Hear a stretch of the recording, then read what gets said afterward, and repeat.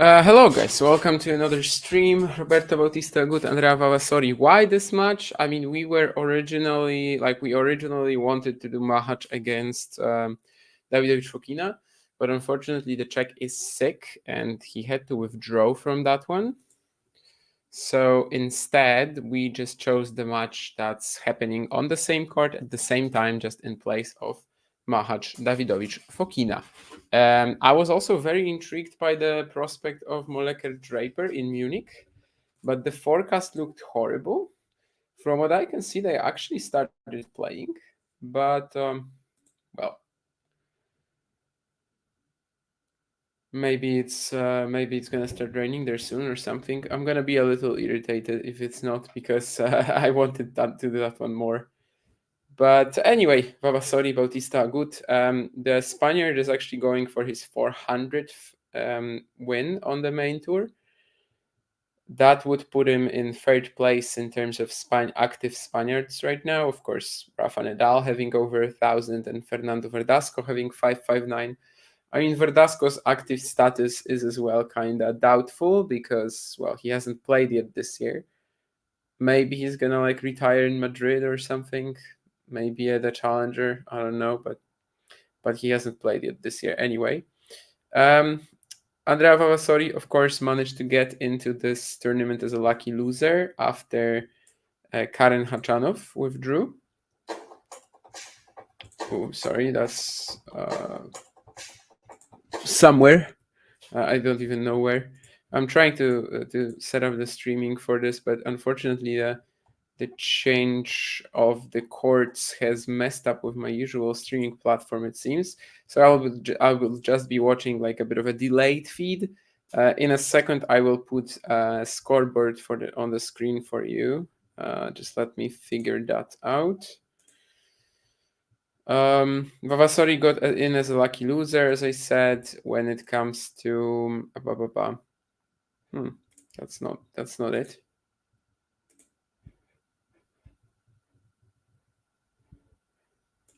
Yeah, Vavassori came in as a lucky loser for Karen Hachanov.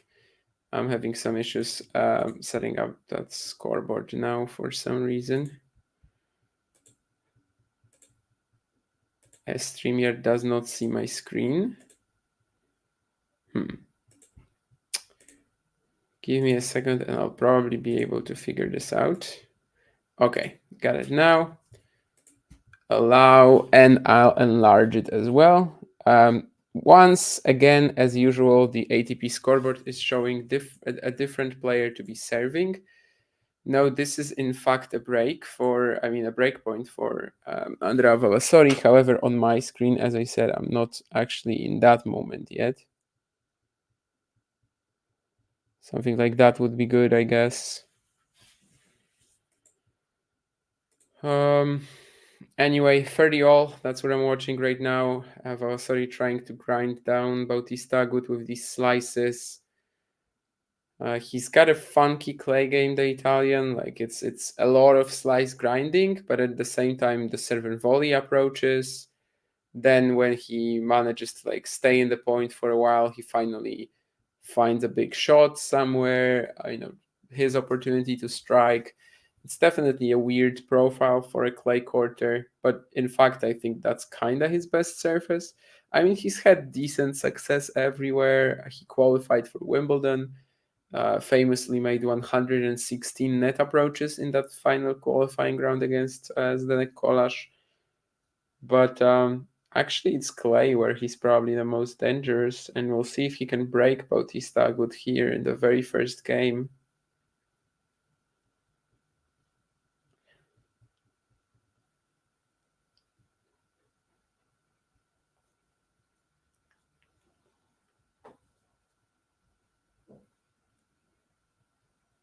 According to the bookmakers, Bautista Agut is a pretty big favorite for this match. He seems to have improved a little bit in recent weeks, but actually he gets broken here. Second serve return is cracked by Vavassori.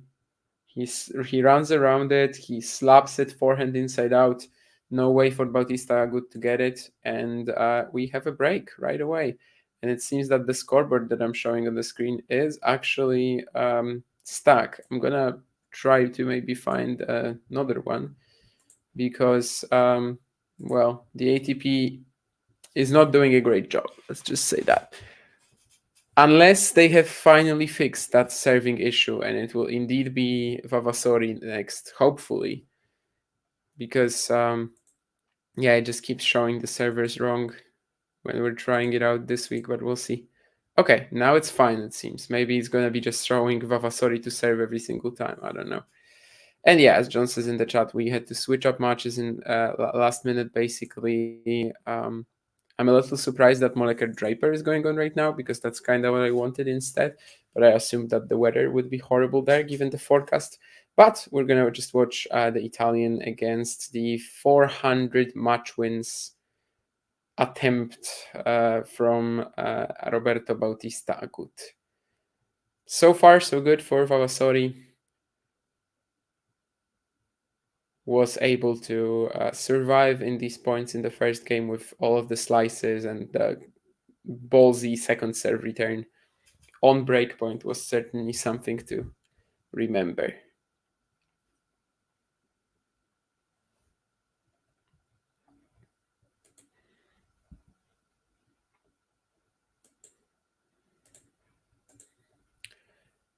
So, as I said, Vavassori was a qualifier for this one, and in that qualifying draw, I mean a qualifier, lucky loser. So in that qualifying draw, he of course managed to win one match against David Horda Sanchez, and then lost to Arol Mayo in 2 sets. Arol Mayo, of course, yesterday was kind of one of the stories of the day, going 3 sets with Cam Nori really like fighting for it until the last minute, and then eventually having to surrender because of the thigh issue. My regular streaming is back now, so I will be more in line with the scoreboard. Ghosty says that Davidovich Fokina could use the break. Indeed, not a great start to his clay season for Alejandro Davidovich Fokina. Out of Estoril, he pulled out because of a tooth infection. Then in Monte Carlo, of course, he only wins 3 games against Sebastian Corda.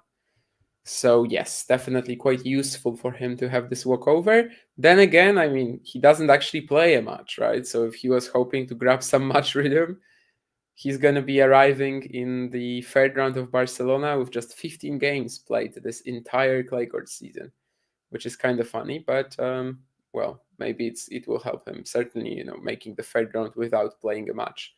That's not about our outcome. In the meantime, Vavassori held. Wow, and what a great point from him here as well. Grinding down Bautista Agut with these slices, and then finally slapping a forehand down the line. That's kind of what he's going to be doing here, playing this countering playstyle. Of course, if anyone is not familiar with Andrea Vavassori's doubles prowess, he's also a phenomenal doubles player, currently ranked in the top 30. He made the final at the Australian Open this year with Simone Bolelli. And in fact, the last few weeks, he's sometimes been playing doubles, but not even appearing in the singles. So his set of priorities when it comes to his doubles singles balance, like over the years, it's been a bit of a topic. He's had even half a season when he wasn't playing singles anymore completely, then actually realized he can still do damage there, and started just like breaking all of his previous career achievements in singles. But obviously it's doubles where he's ranked higher, it's doubles where he's got more potential. But he's proved a few times that in singles he's also a very dangerous player. Not that far off the top 100. I think his career high is like 120-ish. And we'll see. I mean, this would certainly be pretty big for him. Bautista Agut at this stage kind of like struggling to get wins, struggling for fitness at this stage of his career. But yeah, the last few weeks have been a bit better for him. So if he can lock up a win here, that would also be pretty massive. And as I said, it would be his 400th at the main tour level. They played twice last year, once on grass in Halle, and then also at the Challenger in Valencia. Valencia was the Challenger which had a former top 10 final between Roberto Bautista Agut and Fabio Fognini. Roberto Bautista Agut had too much points in that one and lost it in about 3 hours. But it's important because that also means that they played since Bautista Agut had that injury that kind of really set him back last year. And also the Spaniard prevailed. But we'll see. I mean, so far it's Vavassori up a break. It's Vavassori kind of playing pretty smart tennis against the Spaniards' usual forehand precision oriented style. But we'll see if Bautista Agut can just keep sort of delivering that very high standard that we always expect from him, especially given, well, he's 36. Are tooth infections common? I've never had one. I don't know. I don't know. Like a toothache, that's pretty common, right?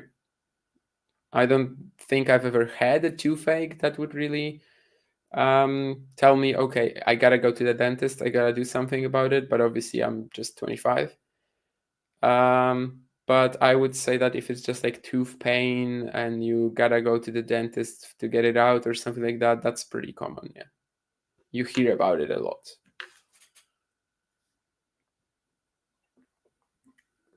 But obviously, as a reason for withdrawing out of a tennis event, that's pretty rare. I mean, I don't know if I've ever seen it before, but it doesn't strike you as something that can't happen to a person either. And in the meantime, Bucharest has also started, but there we actually have rain since about an hour. They only played a few points in both matches. Barer Kokinakis and Tabilo. Oh my goodness. I'm forgetting now, but it's someone who. Oh, Rinderknecht, Tabilo, and Barer Kokinakis. And we also have Munich, as I mentioned, where Molekar and Draper are currently on serve at 2-all in the first. That match I'm also very interested in.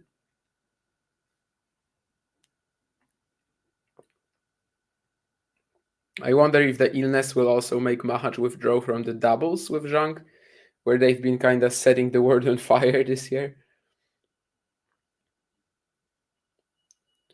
Love 30 down from Vavassori, but now he approaches the net, not exactly after the serve, but after the +1 forehand, gets the point done.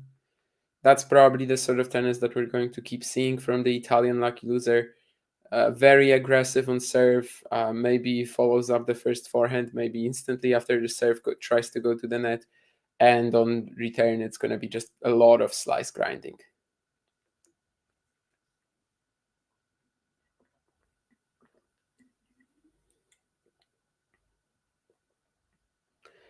Yeah, and I wanted to say that probably on second serve we're gonna see him staying back, but actually no, he tries to go after his second serve kick here, and Bautista Agut dumps the ball into the middle of the net.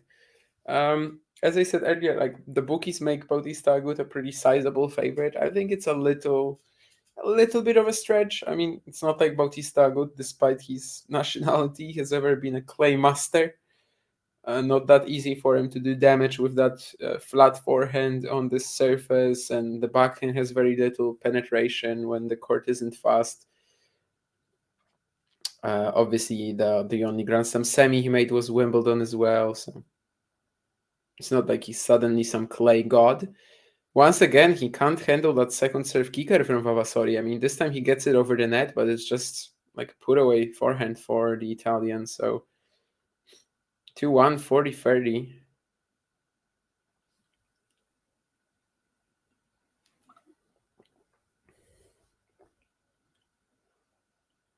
Has he gotten out of this low 30 hole? Great serve once again, and of course, a double specialist like Vavassori will not be missing that volley. So far, fantastic serving from him, and that's definitely part of the plan today, of course. Part of the idea that can lead to him winning this match potentially and stealing that 400th match win moment from Bautista Agut. Which, of course, I don't think Roberto Bautista Agut is like desperate to get that 400th win on the board. I mean, I suppose that he doesn't think about it in these terms, that I'm probably only going to get one more win on the main tour from now on. It would just be nice to do it in Barcelona, right? If you're Spanish, I suppose. on Pista Rafael Nadal as well. Although, as I said, originally they were supposed to be scheduled on Pista Andres Jimeno, the 1972 Roland Garros champion. But because of that Mahaj withdrawal, they are actually playing on Pista Rafael Nadal, the 2005, 2006, 2007, 2008, 2010, 2011, 2012, 2013. Can I stop already? 2014, 2017, 2018, 2019, 2020, 2022, Roland Garros champion.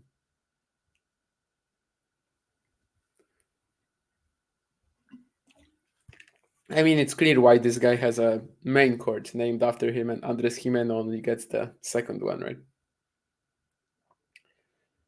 Gotta pick up more Roland Garros titles, Mr. Jimeno. Although, actually, I think he died recently, so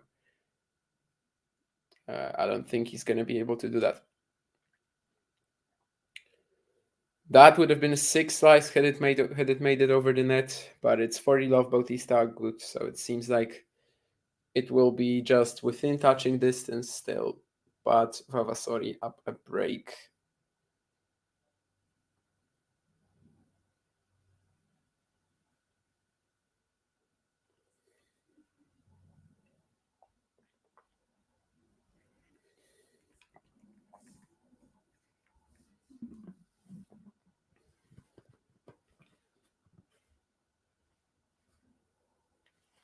The one-handed backhand here, the counter from Vavassori, pretty solid, but it's still just 40-15. Of course, yes, the Italian is one of the representatives of the one-handed backhand. We have a surprising amount of them, I have to say, at the top of the doubles game.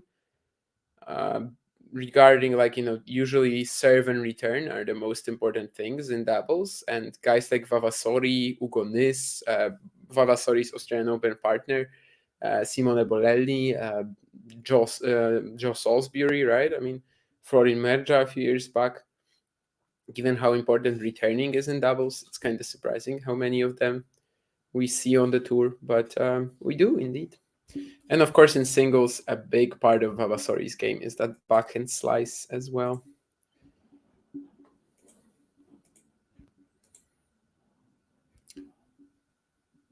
I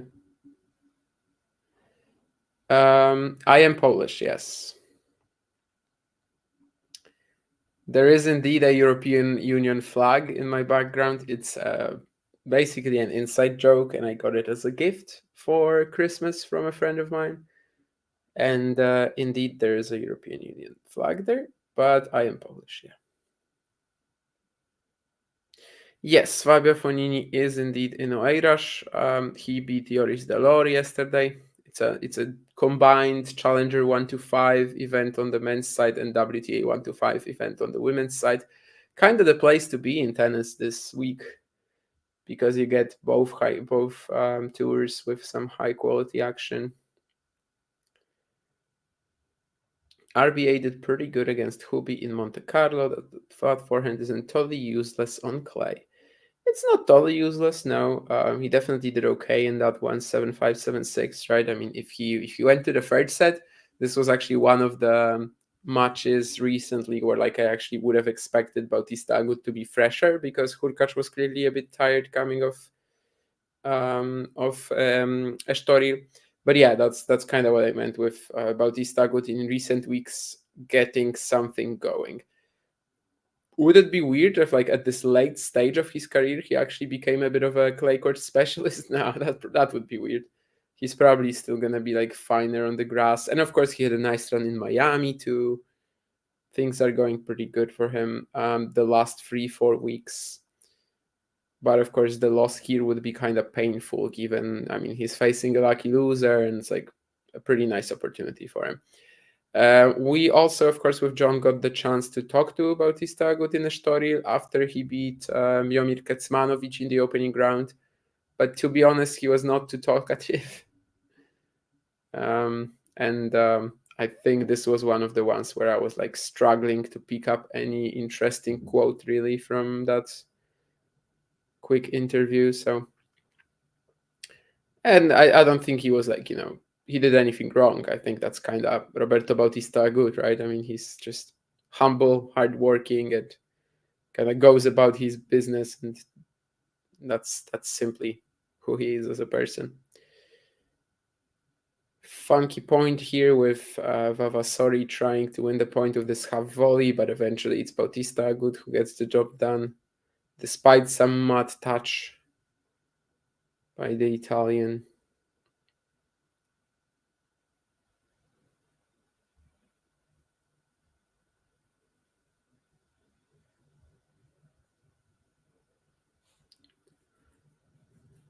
I mean, slices tend to bounce pretty high on clay, tend to sit up to be attacked. I don't know if Bautista Agut is exactly like the right player to capitalize on that. But in this case, actually, that slice from Vavassori, that deep one to Bautista Agut's forehand, it had a pretty nasty bounce. And it's the Italian leading 30-15 now.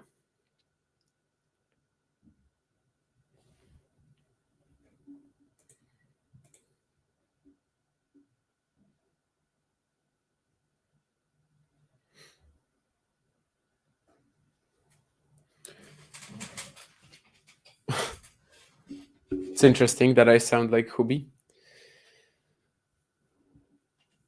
I actually thought it would be pretty hard to recognize where I'm from. Not to say that I have a British or an American accent. I know I don't. But I thought it's actually pretty tough to get that. So I'm a little surprised. But well, again, it's not really something that I mind.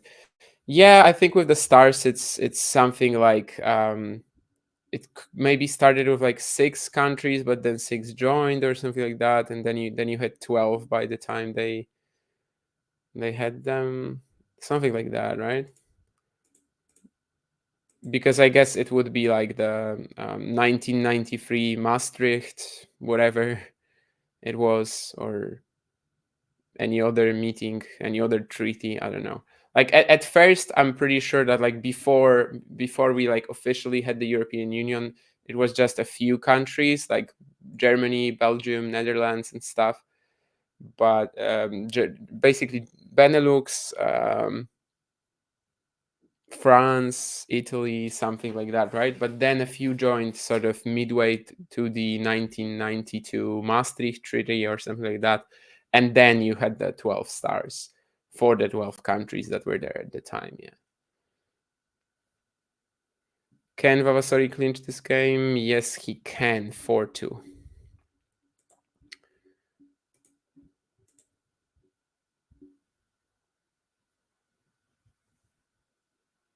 Oh, really? That's an interesting quote. But no, but it was 12. It was 12 countries at the time, I think, in 1993 or 1992, something like that.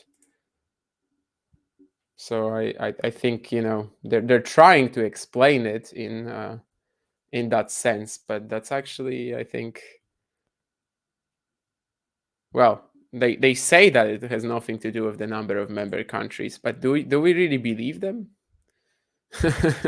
As it seems that at the time they actually did. I don't know.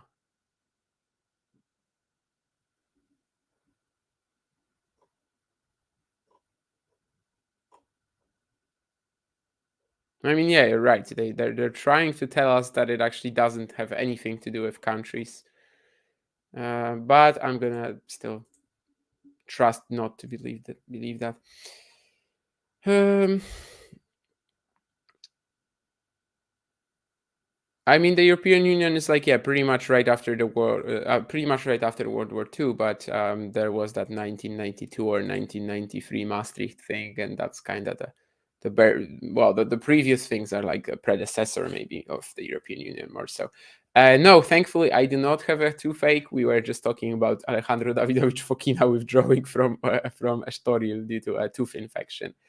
I have a shoulder pain that's very sharp, but thankfully no toothache.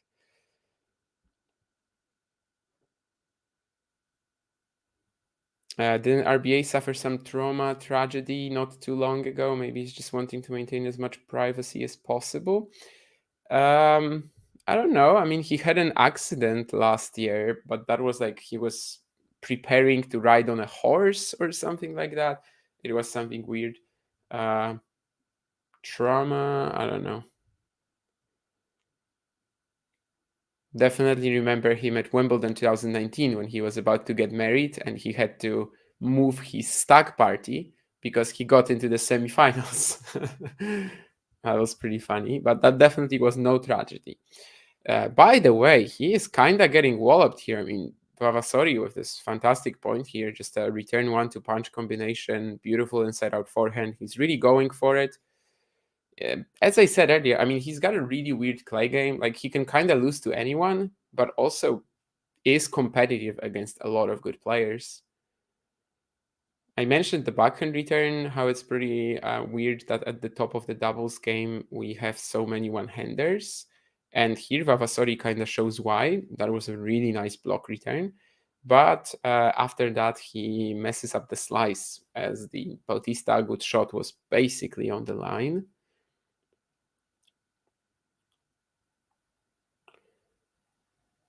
He's scrambling against Bautista Agut here, the Spaniard with a drop shot, and he will get the point. But yeah, this was quite crucial. I mean, 2 break points to go 5-2 up for Vavassori.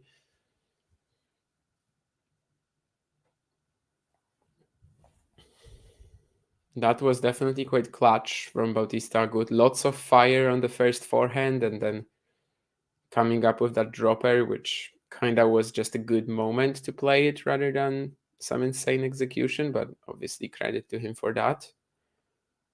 Recognizing where Vavassori was. Once again, he's got Vavassori on the back foot, but the Italian is keeping himself in the point with the slice. And once again, off the backhand side, especially when he forces Bautista Agut to hit the backhand off that slice, accelerate through it, he kind of just dumps it into the middle of the net a lot of times. Then again, of course, it's not going to be easy to force Bautista Agut to hit backhands if you're hitting a slower slice, but in this particular case, it did occur, and it's another breakpoint for Vavassori.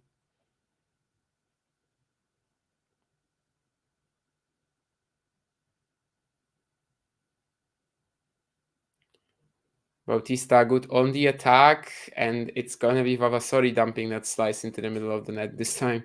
I think he was probably a little like a step behind and didn't really make up for it with the motion too much. So 3 breakpoints missed already for a 5-2 lead, which would kind of clinch the set in a way for Vavassori. Whereas right now it's still all very open. He tries to approach aggressively with the slice on this occasion, but I think it's going to be wide. And for all his efforts on the last few points, Bautista Agut finally gets a game point.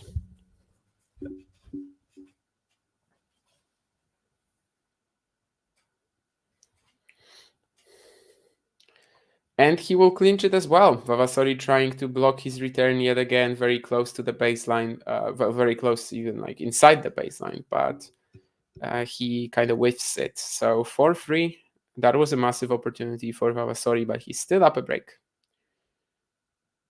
ADF won his match, yeah.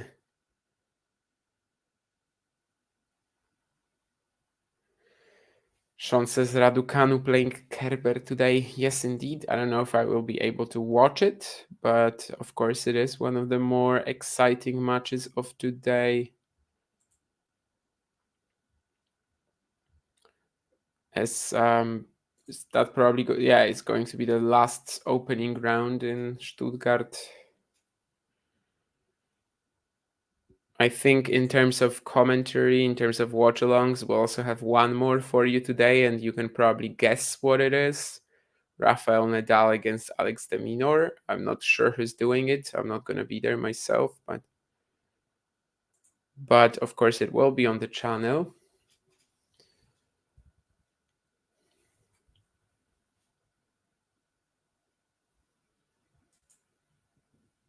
I'm hoping to catch that one as well if possible, but I won't be at home anymore. I think it's the third match on center today, so it will actually kind of likely start on time unless the previous two are very long.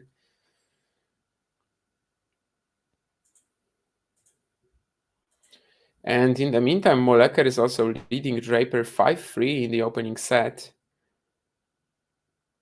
The German who, as a 17-year-old, famously won the Heilbronn Challenger, winning all of his matches from a set down, I think.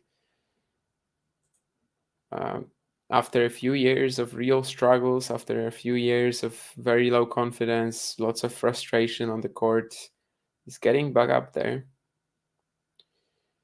But let's see what Andrea Vavassori can cook up. Of course, just a second ago, he missed a lot of chances to go 5-2 up. 3 of them, in fact, even a 40-15 included. So now it's up to him to keep delivering on serve and still close out the set anyway. First point doesn't go as planned. And this time he gets burned when he tries serving volleying as well. Oh no, actually it was a let, sorry. Oh, cool. That would have been a return winner from Bautista Agut. I don't think the let really impacted the ball that much either. Vavassori chooses to stay behind the baseline this time. He's like, no, I saw what he was trying to do. I'm not gonna let him. And it works. Plays a couple of forehands from his backhand corner, really spreads the court well and gets it done. Serve and volleying does not have to be his only way of winning the points on serve here.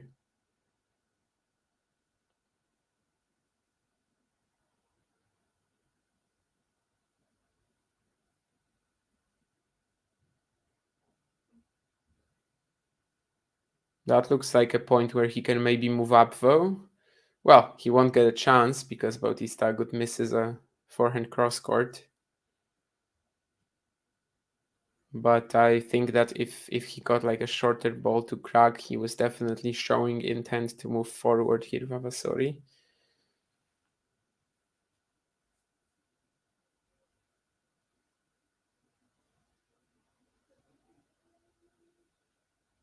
And once again, when he tries approaching the net, it's a let.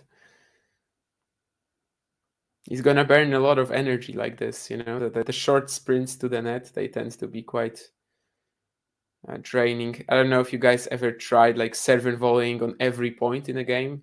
I certainly have, and then you just end up with, short of breath at the end. Obviously, it didn't work out that well because, well, you gotta have a pretty good serve for it to be viable. But just for fun, I've definitely tried that before. It's an ace from Vavassori. Didn't once again he didn't get a chance to go to the net simply because his serve was never going to be returned. Double faults trying to go for broke on the second serve here, but it's still 40-30. I think generally speaking, he's also better on that out court, especially out wide. That's kind of his favorite go-to direction when he's serving volleying, I think, which makes sense. I mean, it's to most players' backhands. It's the best angle you can probably get. And that's indeed what he was trying to do here. Will he also approach on the second serve? This time he stays back. Gets a higher ball from Bautista Agut. The Spaniard has to defend, but he's fine with it. Opens up the court with a nice angle and forces Vavassori to choose. Vavassori tries to go down the line. Very risky direction and misses it. So suddenly we are at deuce. Of course, the last game, Vavassori was 40-15 up on return, didn't win it. Now he was 40-15 up on serve, and we are at deuce. So, we're kind of painting a story here in a way. There's a bit of a theme, but of course, he still has every chance to win this one. Great serve down the tee, but he's gonna miss the smash.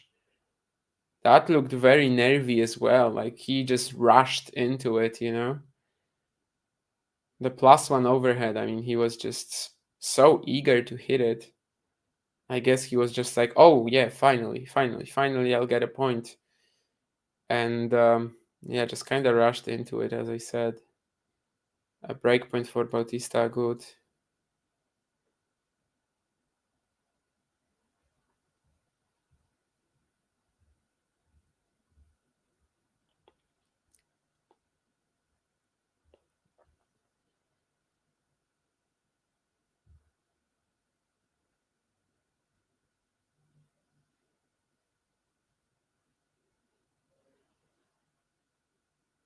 That slice with a lot of side spin, not doing too much damage, and like Bautista Agut just is in his element right now, and he gets the break. 4 games all. I mean, could have been 6-2 Vavassori maybe even. I mean, he doesn't capitalize on a 40-15 on return. He doesn't capitalize on a 40-15 on serve, but after all, that's not important. 35 minutes, 4 games all. Roberto Bautista Agut has managed to survive, and certainly in this point played very well. I mean, the slice with a lot of side spin from Vavassori, it seemed like that maybe could make it a bit tricky for him, but the angle he was able to produce on it, and then when he was just sort of playing exactly the kind of point that he wants, Bautista Agut, forcing Vavassori to run around from corner to corner, hitting the forehand every single shot. We'll see. All the momentum is with him right now, but the Italian has such a tricky, no rhythm game that who knows if maybe he can't snatch something back right away. Gets the first point here. Very aggressive on return. Kind of a kamikaze net approach, but it works.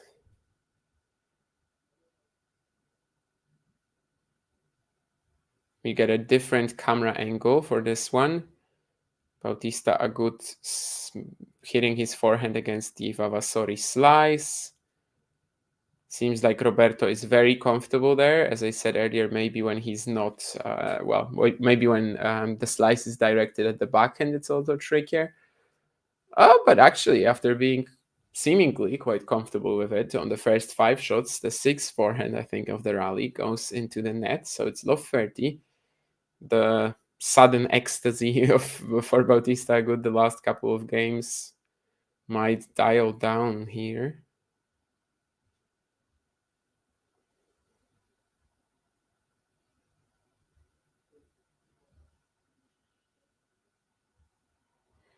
Yeah, that's just not gonna cut it. I mean, that's a good point to like maybe show some limitations of trying to play a slice pass, and in a way some limitations of a one-hander as well, because 95% of players, I mean, but definitely every two-hander would just go for a pass here.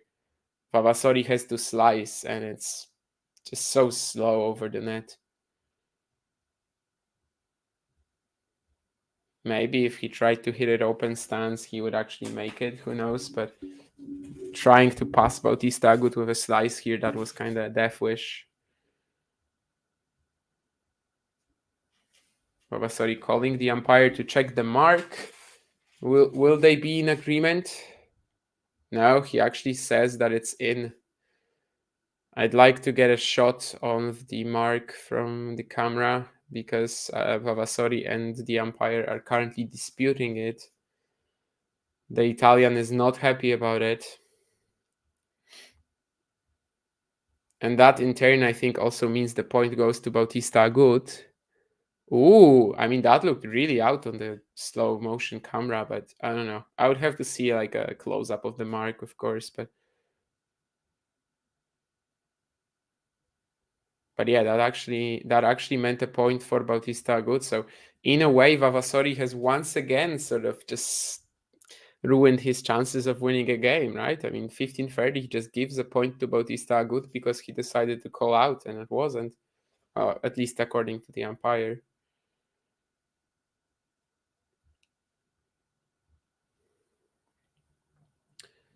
So this set is just more and more missed chances for Vavassori now, I guess. He's still in the game. Gets the shorter ball here, forehand cross, and it's gonna be good enough. Bautista Agut kind of misjudging it. It was so short. Vavassori on his way back from the net, he once again checks out that mark. Just can't let it go. I mean, according to him, it was out.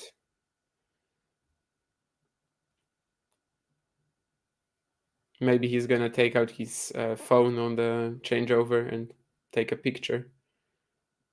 Though I don't know if he has a much of a social media footprint or not. Anyway, after all that, he actually gets a breakpoint as well to potentially serve for the set in the next game.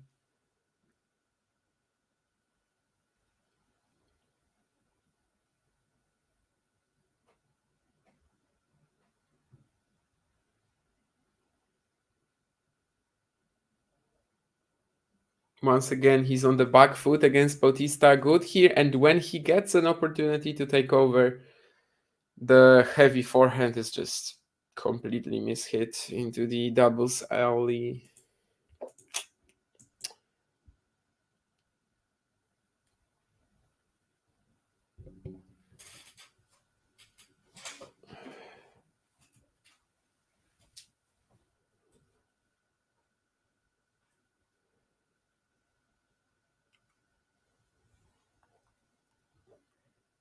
That's pretty funny about that.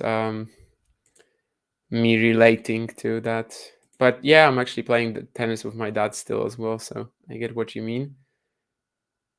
Of course, John is a bit of a could be my father, at least theoretically. On when it comes to our ages, yes, absolutely.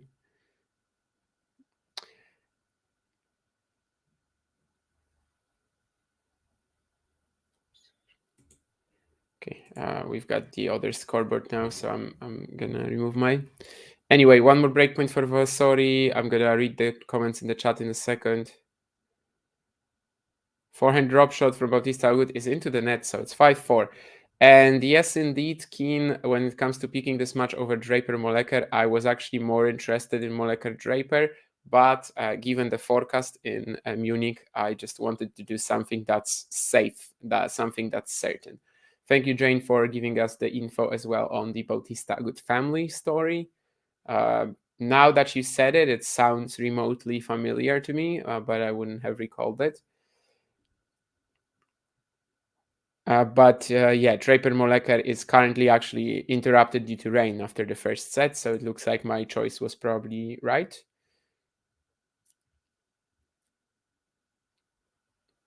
Vavassori used to play doubles with his brother. I don't even remember that.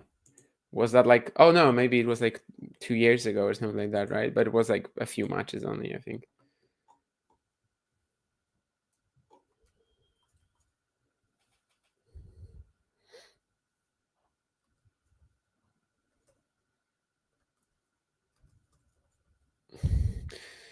Yeah, even 2023 Bergamo, I see that they played together, and 2022, yeah, that's the one I was thinking of. Also in Bergamo, actually. So both times in Bergamo, and they even won a match over Brown Valkov. I mean, they beat the legend Dustin Brown, you know. So. Yeah, that horse injury that I remember. Yeah, that was last year. About 2 months that he was out after that, and kind of never recovered.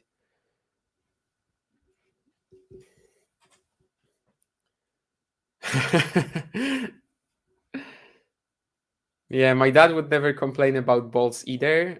He's kind of cheapskate like me, so we usually play with some, let's say, medium quality balls. But indeed, there's a bit of a vibe that, like, sometimes if I go a little over on the drop shots, he's like, "Come on, I mean, why are you doing this?" Or sometimes when I miss hit a shot and it just falls right behind the net, he's not happy about it now. But it is pretty similar. Like the patterns in my matches with my dad definitely are similar to the ones that we had with John, where like I was basically playing inside the court and like just hitting whatever I want. Of course, sometimes that leads to a lot of errors as well. Yes, absolutely. No moon balls are allowed either. That's something my dad does not like, actually. He always says that like he cannot handle them, but thankfully, I mean, I don't really need them. I mean, I'm just playing on the front foot all the time, so I don't really need moonballs. First point goes to Vavassori in this game. There's a short slice from him that kind of doesn't bounce. Yesterday, of course, we were watching Bucharest, right? Sonego Fonseca, not so, yeah, Sonego Fonseca, and the court was horrible there. I think the one in Barcelona is better, but we've already had a few funky bounces after the Vavassori slice. He loses the next point though. Yeah, the pros are complaining about the balls, but it's like different complaints than John. It's not about them not being new, right? When the pros are complaining, it's kind of about them being either like too fluffy after a while, or maybe about them just changing every week. That's the main one. 15 all inside out forehand battle, but it's actually Bautista Agut who steps out of it. Plays with a lot of loop here, but invites Vavassori to attack with it, and I think the Italian will get the point. No, actually, because Bautista Agut lobs him, but we're still playing. It's a very long rally by now, probably about 20 shots. And Bautista Agut gets it done. That lob on the baseline that Vavassori, I think, was kind of willing to let go. That's probably key. I also don't think he could have smashed it, really. It was just a really good shot from Bautista Agut.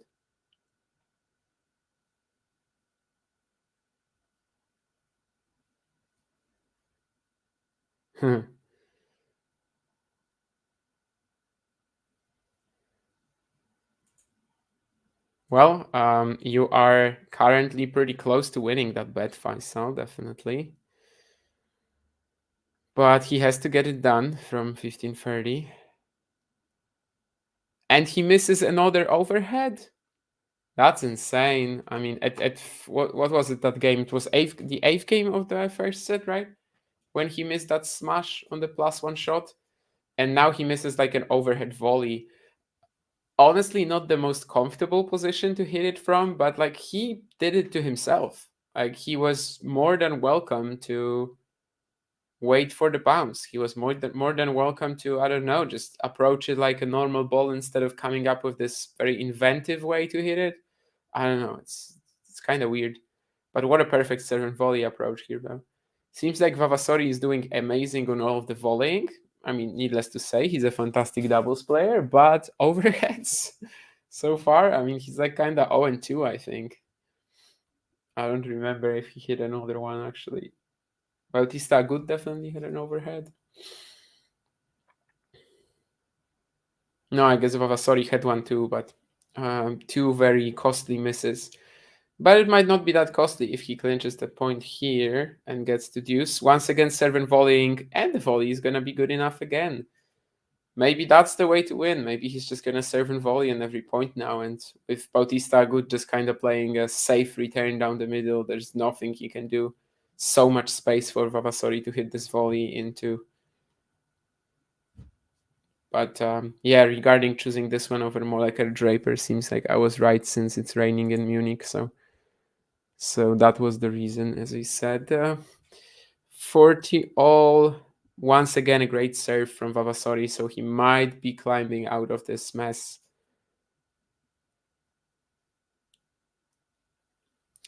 Set point up for the first time? I suppose so, right? Yeah, I mean, it has to be because the previous game he was, it was at 4 all, and now it's 15-4. Now it was 15-40, so first set point for Vavassori. Can he find another big first serve? That's kind of the main thing. It's big-ish.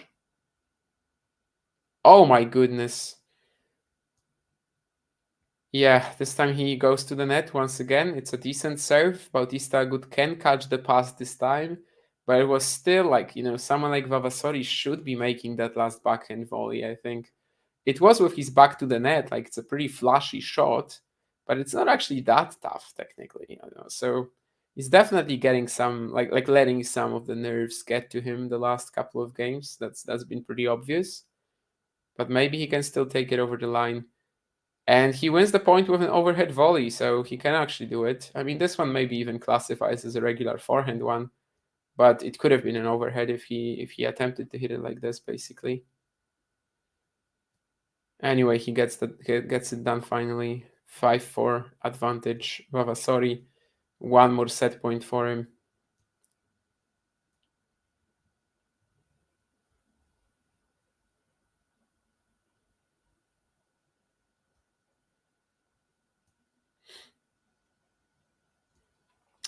And for Roberto Bautista Agut, of course, this is a chance to pick up his 400th main tour win. He turned 36 on Sunday as well, so it would be a pretty nice birthday present. Kind of late birthday present by now, but let's see. As the first set goes to Andrea Vavassori. Once again, serve and volleying. There's really good touch actually on that first forehand volley. From below the net, he's playing better than when it comes to overheads, and he gets it done. 6 for Vavassori. Scenic route. I mean, it easily could have been a 6-2 earlier. It could have been 35 minutes instead of 50. But anyway, he gets the job done. So he's up a set. They are back on the courts in Bucharest as well. Alejandro Tabilo is 6-3 up on Rinderknecht. Barer Kokinakis 3-2 in the opening set. In Barcelona, we're going to wait for the singles, for any other singles match until I think one doubles is finished. That doubles, though, is Granollers Zeballos against Rincon Rocabataya, so presumably that will not be a long match. And as I said earlier, in Munich, it is raining, so not that much to watch there anyway.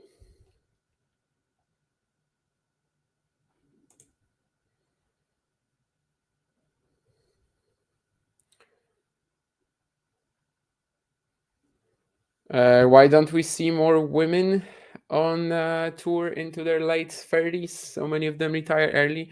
I mean, women have always retired early for kind of a very, well, obviously not everyone will fall into that category, but there's a very big reason for that, and that's pregnancy, right? Like that's having kids. Like a male tennis player can just retire and I mean can keep playing and have kids and like not spend any time of the tour.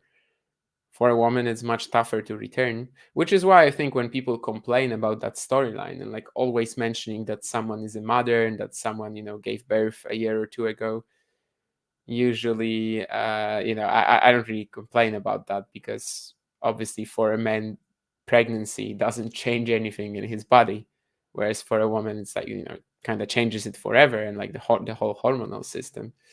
So I think it's pretty normal that the women come onto the tour. Don't they start early too? Again, biologically, yes. I mean, it's definitely women achieve full growth in terms of their bodies earlier, so they are earlier ready to compete with the top women. Yes, so both of you combine both of these, and it's kind of obvious.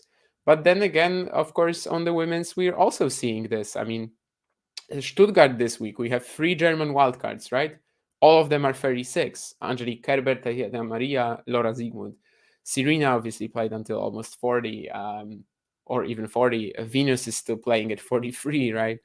I think that change that we're seeing on the men's is also there on the women's side. We're experiencing it. However, pregnancy is kind of the deal breaker.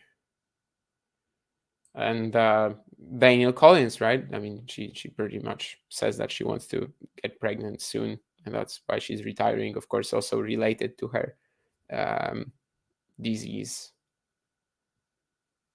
So I don't think it's surprising now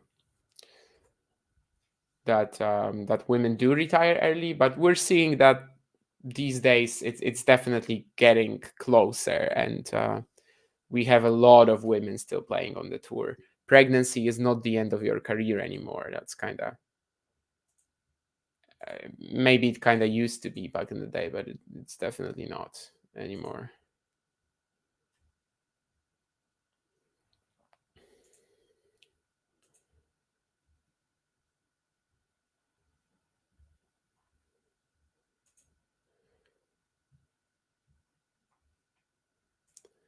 All right, second set. Vavassori returning here, very nice backhand block return close to the baseline. Maybe that's the reason for what I was talking about earlier, how he can actually survive with a one-hander in doubles. It puts a lot of pressure on Bautista Agut, and we are now at 30 all. To me, that serve was out. I don't know. No, it was actually in, turns out. But Vavassori is not complaining, so clearly in this case, it's just me who was wrong. And can Bautista Agut get the first game? Yes, he can. This time the backhand block return from Vavassori not working out.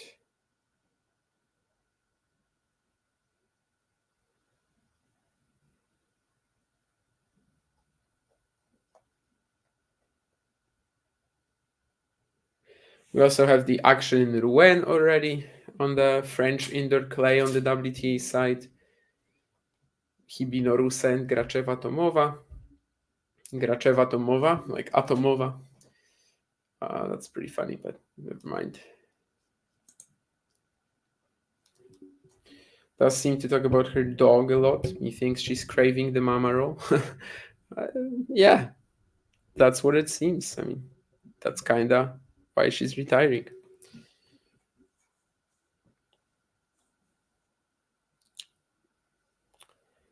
Can of worms has been opened, and I think we can close that can of worms by now. It's also not a big can of worms. I mean,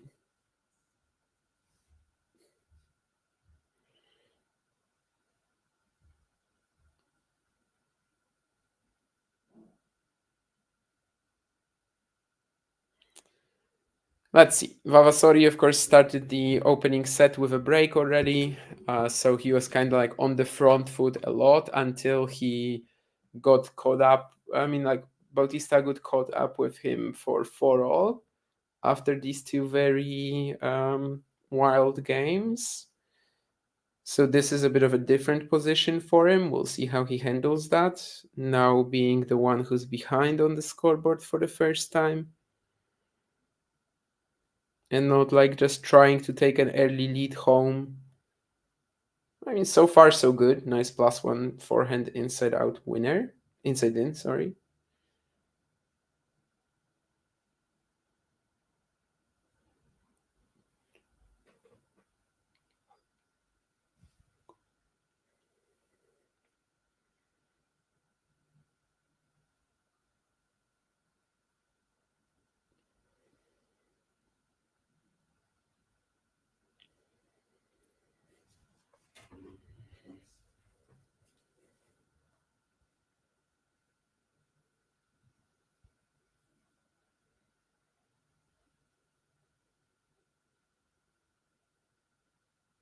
Ooh, nasty forehand drop shot from Vavassori. What the hell was that?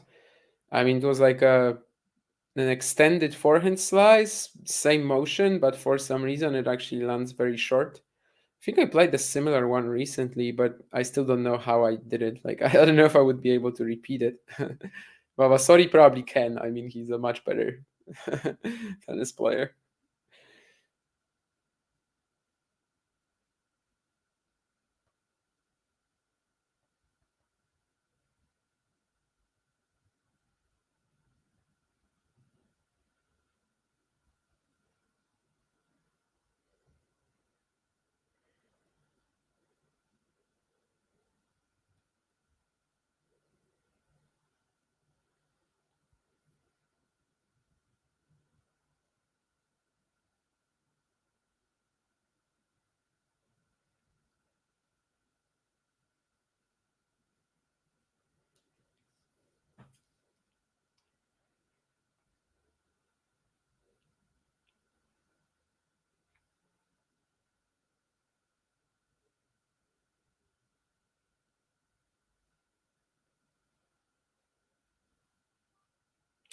Ace down the T from Bautista, good. Still very popular. I remember in a story I once saw him, like, he kind of chose the regular route through the crowd. He didn't go through one of the corridors that's only open to people with accreditations. And I think he was himself surprised, like how many people were coming up to him and wanted a photo or whatever. Well, mostly a photo. I think the days of autographs are kind of gone. maybe on some tennis balls or something like for the kids. Yeah, but nowadays it's just mostly photos. What a nice shot from Vavassori here, backhand on the run. So he can pass off his backhand, and that it doesn't have to be a slice. Of course, I've seen him do it, but there was that one point in the first set where it like really hurt him that he didn't go for a backhand pass, just tried to slice it. Here though, he manages to pull off the winner. Bit of a missed opportunity later though on that 30-all point as he sends the return long without much pressure really coming from Bautista Agut on it.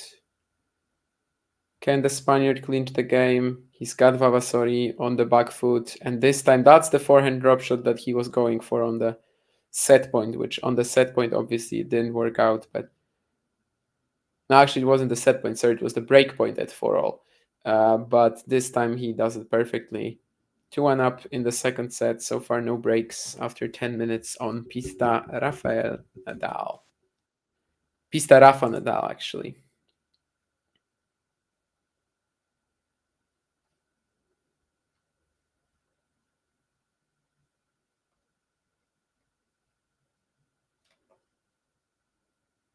Is that really true? It's not. It's not. That's fake arithmetics.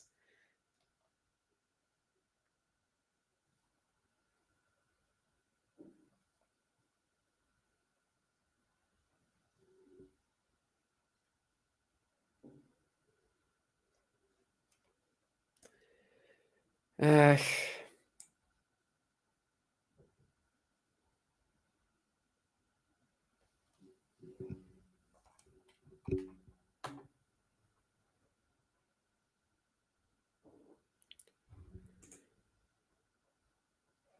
so the match likely on soon in Barcelona in singles is going to be Trungelliti Tijari, but from what I can see, Rincon Roca Batalla are actually kind of no actually sorry because Trungelliti Tijari is definitely gonna start soon because that's the match that is happening first on that court.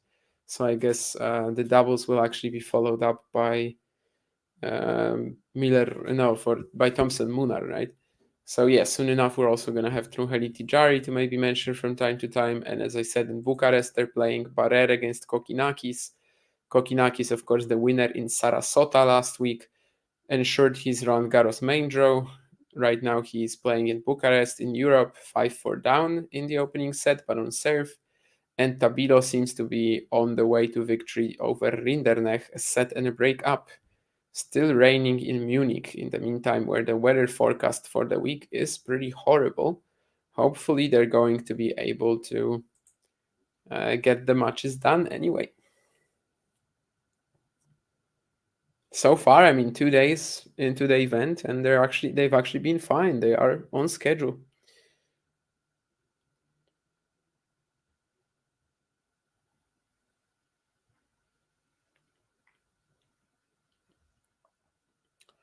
Love 15 already, Vavassori, so he needs to be a little cautious. Found the Bautista a good backhand with the slice, but this time the Spaniard was actually quite good with it. And it's a regular topspin shot he eventually misses. But yeah, that's an important one for Vavassori. Love 15 down, he survives a rally of about 15 shots, I think.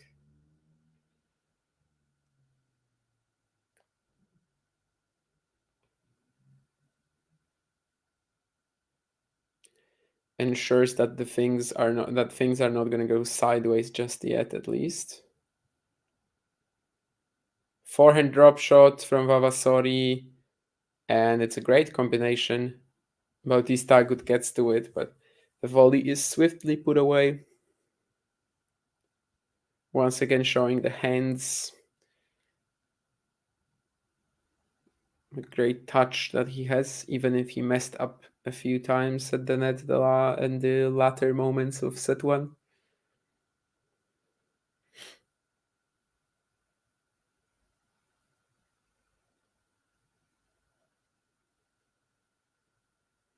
Gonna be checking the mark here, and I think the umpire will just say it's out. Yes. This time Vavassori, I think, agreed with him as he just wasn't even looking when the umpire was checking the mark.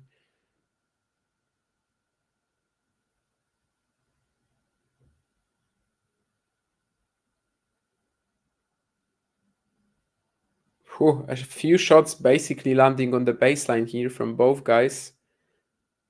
Some nasty slices too. Counter down the line for Vavassori. Bautista Agut still gets it back. This might be the best rally of the match if they give it a great finish. And they won't, because it's eventually Bautista Agut missing this forehand shot. Honestly, a pretty tough one, though. I mean, he was like middle of the court, not close to the baseline, but also not close to the net.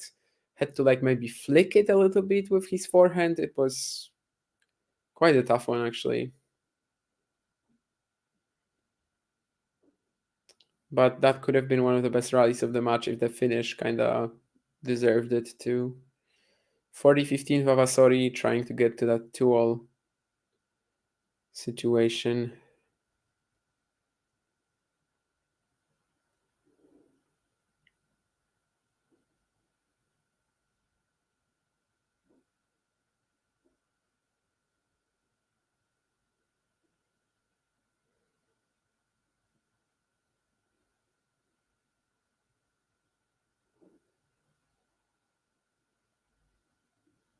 Yeah, and he should have it.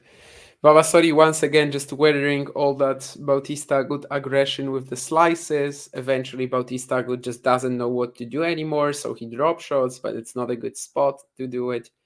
And Vavassori wins the point eventually after a slice approach and the volley finish. So 2 games all in the second set. It's been a very good showing from Vavassori for sure. As I said earlier, he's kind of weird in that he can kind of beat anyone, but at the same time lose to anyone. I mean, Santiago Qualis, for example, recently he lost to Matias Soto, right? Soto at the time had a career high of like 520, I think.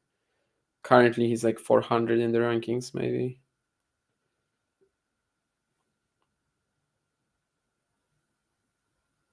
So I never really trust Vavassori to win the matches that he's supposed to win, but I do trust him a lot of the time to kind of beat the odds and actually have a shot against someone much better than him. Of course, when he played, I don't know, like Medvedev last year, he was competitive, but you could see that he's probably not going to win the match. But so it has its limits, naturally, but you can imagine him troubling a very, very high ranked player just because of how unique that game style is as well.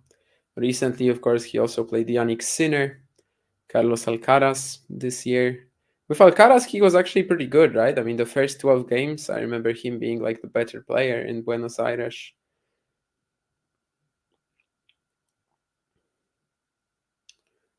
This wouldn't really be one of the best wins of his career because, well, he beat Jere, he beat Kecmanovic when they were in the top 50.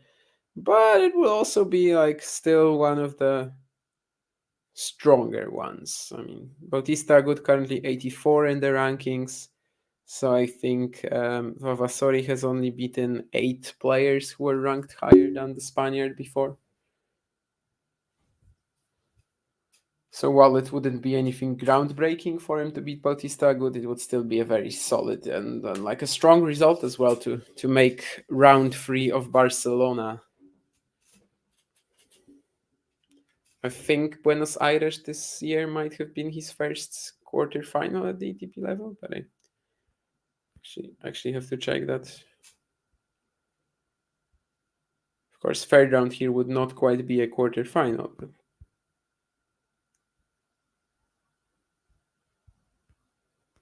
no, sorry, Marrakesh last year as well. But yeah, I think a third round of an ATP 500 is kind of comparable though to an ATP 250 quarterfinal. 30 all here, so now it's Bautista Agut who kind of has to be solid and cautious. Gets the serve in, very nice angle, but Vavassori was in the point. I wanted to say is in the point, but he actually just was in the point.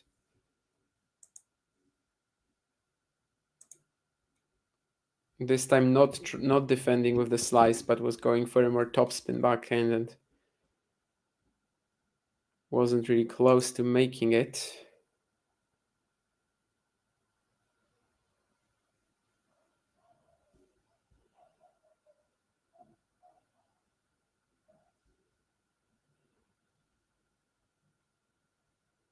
Steps around for a big inside-out forehand return, just like in the first game. Bautista Agut was ready, though, but that doesn't mean he won the point, as Vavassori shows quite a lot of speed covering that forehand corner too, and eventually has Bautista Agut hitting that one last forehand error, which was kind of on the verge of forced and unforced to me.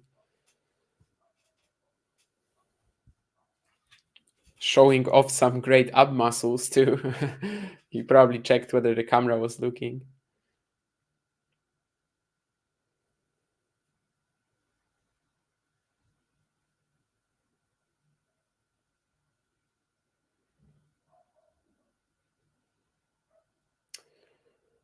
And I can't blame him for trying to go after that second serve return. The opportunity was definitely there.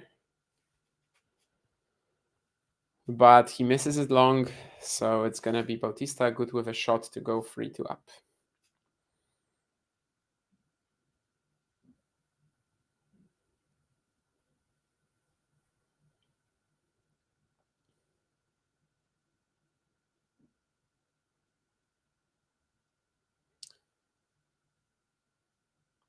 But for the double fault, he only has himself to blame.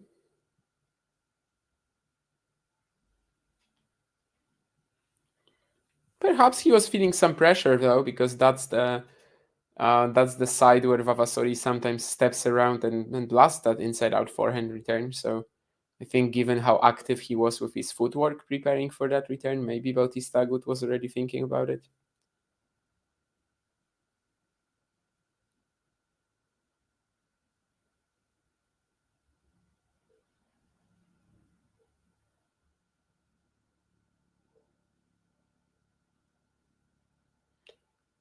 No slicing from Vavassori anymore.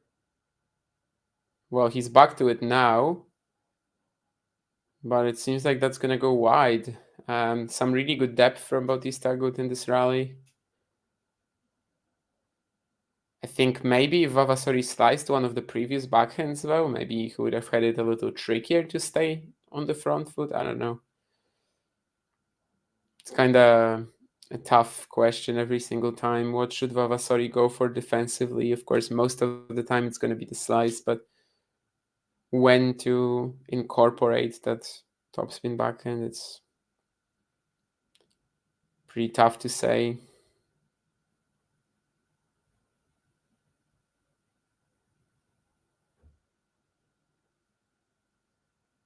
Well, that's some slice wizardry here. That one down the line was incredible. Such a loose arm and like kind of letting it go.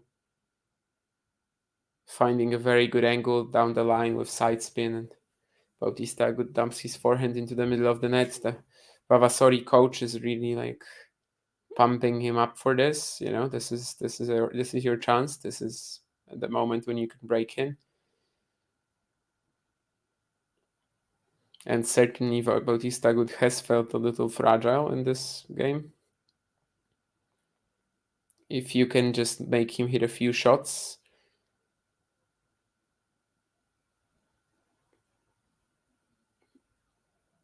And right now, it's another double fault. So 2 on the last, what, 4 points was it? 3 points? No, like 4 points, I think, yeah. So it's a break point for Vavassori to potentially go a set and a break up for the first time in the match, and we'll see about that. How does that go? Yeah. I mean, seems like a bit of a useless miss in that, he theoretically was a little behind because of Bautista Agut was in the forecourt and was hitting the inside in forehand. Vavassori still deep in the backhand corner. But like Bautista Agut had to lift the ball so much that Vavassori had a lot of time to catch it and kind of did nothing with it. He will be a little disappointed with that one, I think. And now Bautista Agut just feeling a bit more comfortable on the next point, going for more precision on the forehand, not being afraid to hit through it, and gets the reward in the form of another game point.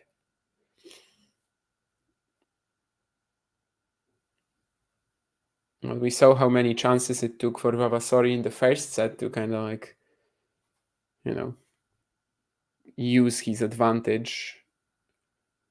And in this case, he doesn't.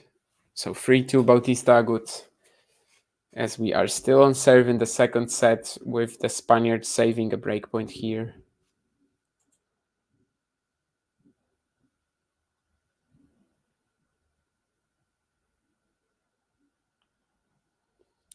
A lot of comments. Let me see what you guys were saying. Will be good to see if Nadal is anywhere near the pace of the minor today.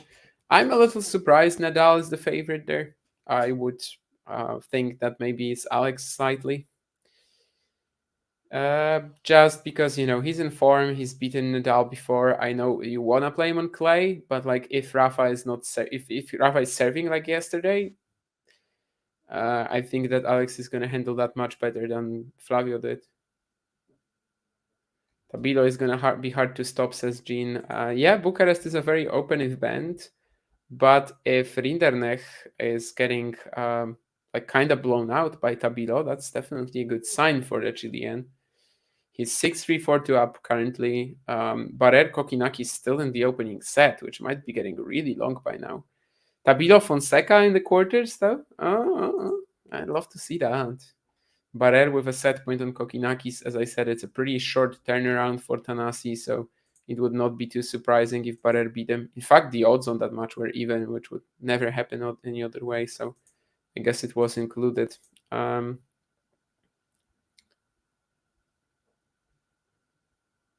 and you guys are also talking about Demon being the underdog today against Rafa being a little crazy.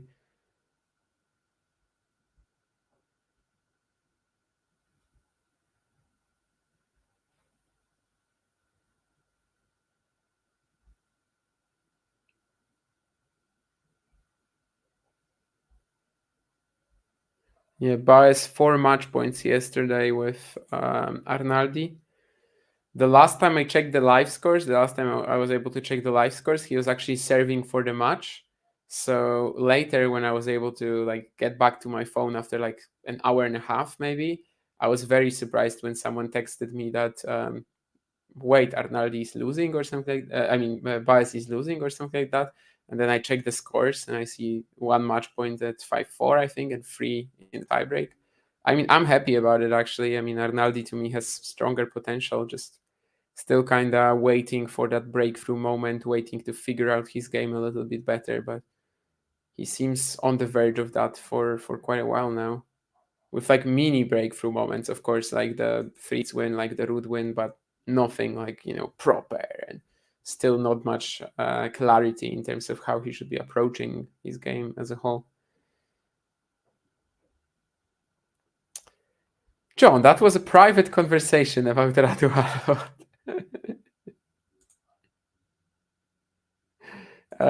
Besides, I wasn't sure what to call him because I was like, the Moldovan that wasn't really too offensive.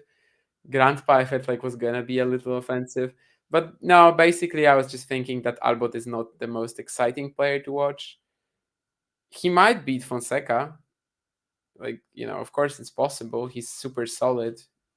He might beat Fonseca if Joao does not have a great day like today, like yesterday. No, I'm pretty sure I know which Diego you're referring to as well. He's always in Stuttgart.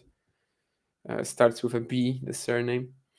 And when it comes to Albot, he might as well win, but I would definitely like to see Fonseca Kovacevic a lot more.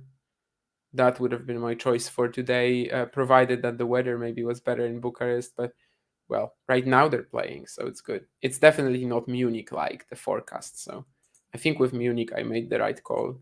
That it's not more like a Draper, given that after the first set there they stopped. In the meantime, Andrea Vavassori, after missing that previous game, missing that chance in the previous game, some costly errors here, but then again, it was the quality of the Bautista a good return at 15 all that made him have to hit that extraordinary half volley to survive, and he didn't. And now Bautista Agut steps into his second serve return for probably the first time in this match. I think that's an ace though from Vavassori. There was a game in the opening set when he was like in trouble and then just started serving bombs. Maybe that's gonna be the case here too, but it's gonna be another breakpoint for the veteran Spaniard going for his 400th tour level win.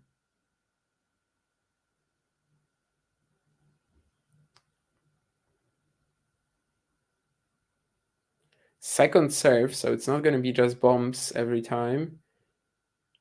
This time it's more conventional from Bautista Agut. Forehand slice approach from Vavassori, and I think the volley is gonna be out.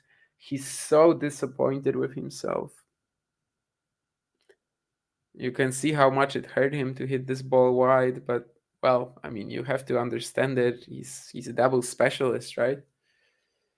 Should never happen to him really from this position, and it does. I mean, to his credit, it would go into the doubles alley if he was playing doubles, but it's a break.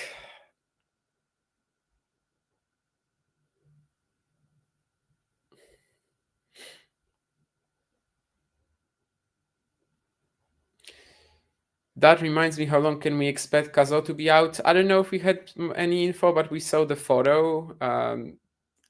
My ankle once looked like this, and I think if I pushed it, I could be back playing in like 2 weeks or something like that. But again, of course, I didn't see an X-ray, nor it would give me much to see an X-ray of that foot.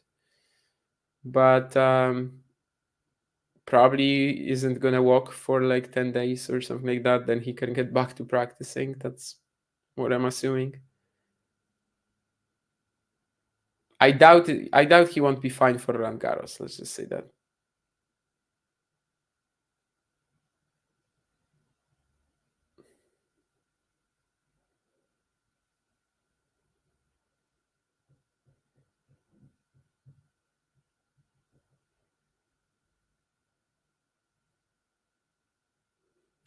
Vavassori just running around and defending here, but that bounce in the end was pretty weird. Still, I mean, it's kind of his fault. He tried to go for this top spin backhand earlier, but just dropped so short. And this is one of the instances where actually the flatness of the Bautista good forehand, I think, really helped him. Vavassori was like so far behind the baseline that the ball not bouncing as high, as deep as usual was really good for him. And well, 30 love up now with a great serve. So Bautista Agut really seems to have handled the situation in the second set after that one break point.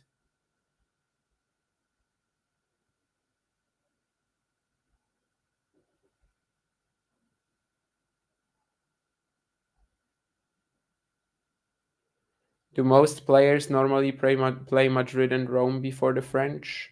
It's very rare for people to skip both. I mean, it can happen to the champion, to skip one of them.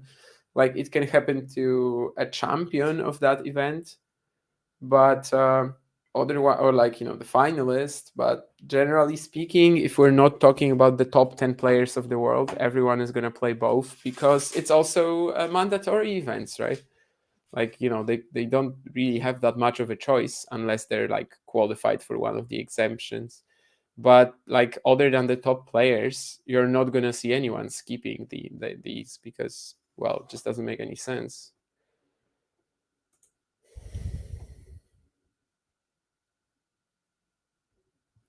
Ghosty Rome is happening after Madrid, so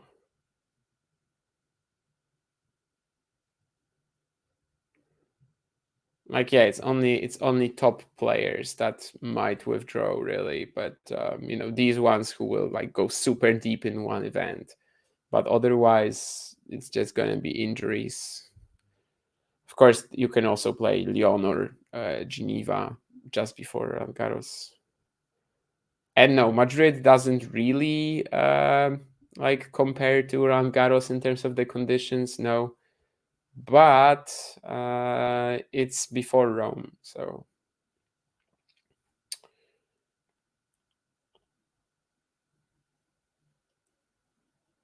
yes, but Rome is also closer to Madrid. So we've seen players in the past, like Alcaraz, for example, right, skip Rome because he won both Barcelona and Madrid. But yes, if you were to pick one, you would pick Rome. Yes, but obviously, no one really thinks like this. You're playing both because, for the most part, if you have 96 players in the draw, like you have in these events, 80 of them are out before the second week. So it's not like they're gonna be super tired because of playing these events. So it only really comes into discussion when it's like top players and people who went really deep at these events. But yeah, if you were to pick one, obviously Rome is the better one. The bigger contrast we have currently on the WTA tour, right? Because on the ATP we've got Monte Carlo, Barcelona. Then you suddenly have Madrid with these altitude conditions, and then you go Rome, Roland Garros, let's say, when it comes to the bigger events. Whereas on the WTA, you actually have this sort of like mini fast court swing with Stuttgart, Madrid, mini fast clay swing, if you may, and then you have Rome, Roland Garros. So it's like kind of two different parts of the season, and especially in terms of slow clay, like Rome, Roland Garros, there's kind of Świątek, and that's it, right? When it comes to the players who like are thriving on it. So that kind of led us to this landscape that we have in the last couple of years, where Świątek is favored over the field to take Roland Garros. She's going to be favored over the field to take the Olympics as well, which in turn also puts a lot of pressure on her. So part of that, of course, we saw in last year's final against Karolina Muchova, or even in the semis against Beatriz Haddad-Maia. So, well, I think on the WTA tour, it's even more of a contrast, simply that we have this like fast part of the clay season and slow part. On the ATP, you basically just go into Madrid as like 1 week. Of course, if you are a specialist for these conditions, you have a lot of different ideas. You have Geneva as well, just before Roland Garros. You have the Madrid Challenger, which took place last week.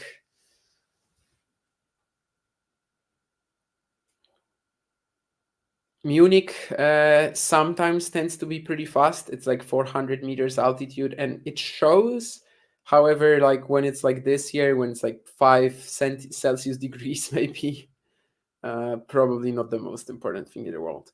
By the way, a set point for Vavassori, for Bautista Agut now. I mean, since that break point that Vavassori had at 2 games all, things have just fallen apart so quickly for him. And I think at this stage, it's kind of just gonna be about his ability to reset for the decider, as Bautista Agut took over and isn't really letting go either. Let's see if Vavassori can save the set point and just prolong his existence in this set, maybe to a point where he would also be able to mount a comeback. Who knows? It's out. It's the second serve. Bautista Agut has hit a couple of more aggressive returns the last couple of minutes.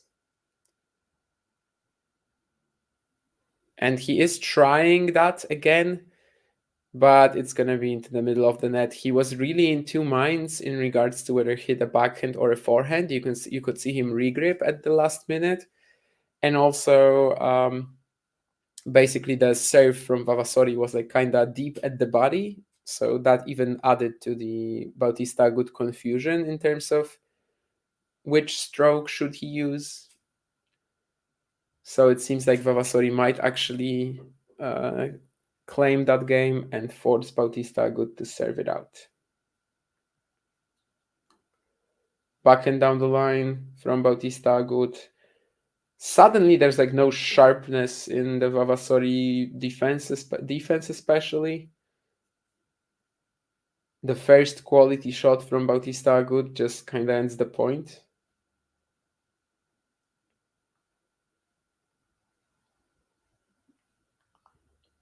The Italian was in such good rhythm for a while, but that kind of seems gone at the moment. Forehand drop shot. Bautista Agut will chase it down, but will not win the point.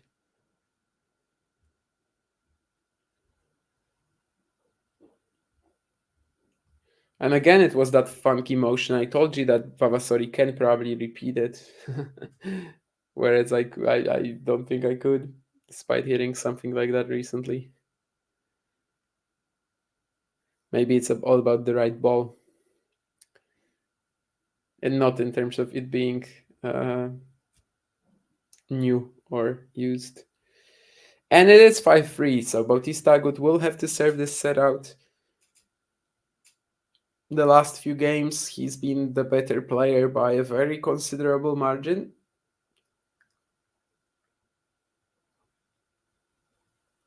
So let's see if Vavassori has another twist in store for us, or if it's just going to be Bautista Agut serving out as the last few minutes of this match would kind of suggest.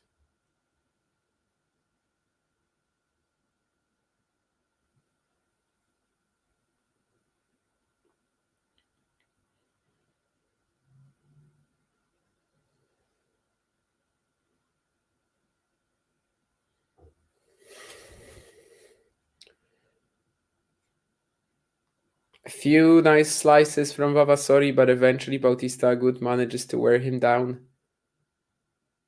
Once again, it's just the placement, the precision, the ability to go from corner to corner.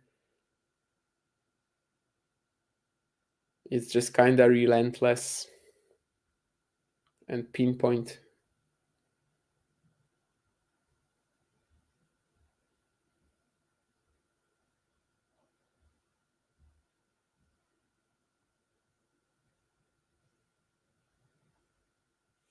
Oh, this is gonna be a controversial call if the umpire doesn't agree with Vavassori.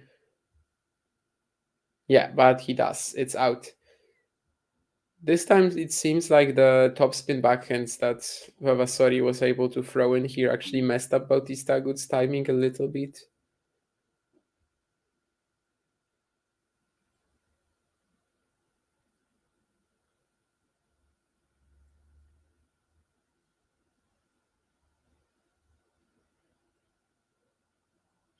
He invites Bautista Agut to attack here, but that's all kinda irrelevant if you can't produce the pass.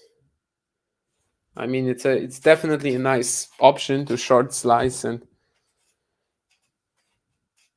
get Roberto Bautista Agut into the fourth court. It's not the worst idea in the world, but if only the Spaniard hits like a mediocre, even like a mediocre approach shot at the Vavassori backhand, how is he gonna pass him?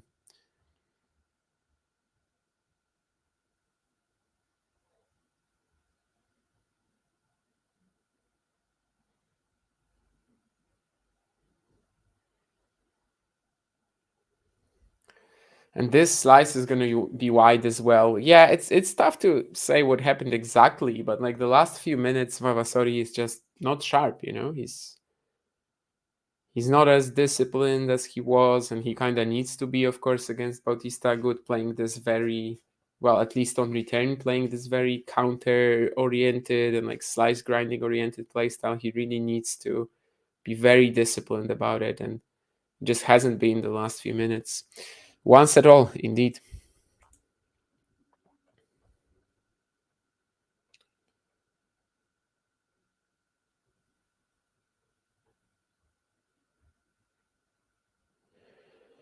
Which clay tournament is comparable to Roland Garros? I mean, probably Rome the most.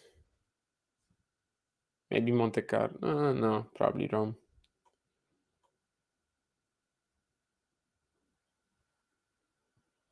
Yeah, I don't think the 2 week masters really change much here. Like people sometimes forget that most players are out in the first rounds, and it's not like 90% of players need a break. I think there was this famous or rather infamous Mark Petchey tweet after the Australian Open, where he like kind of said that well, who needs tennis right now the week after the Australian Open? Like there should be a break or something.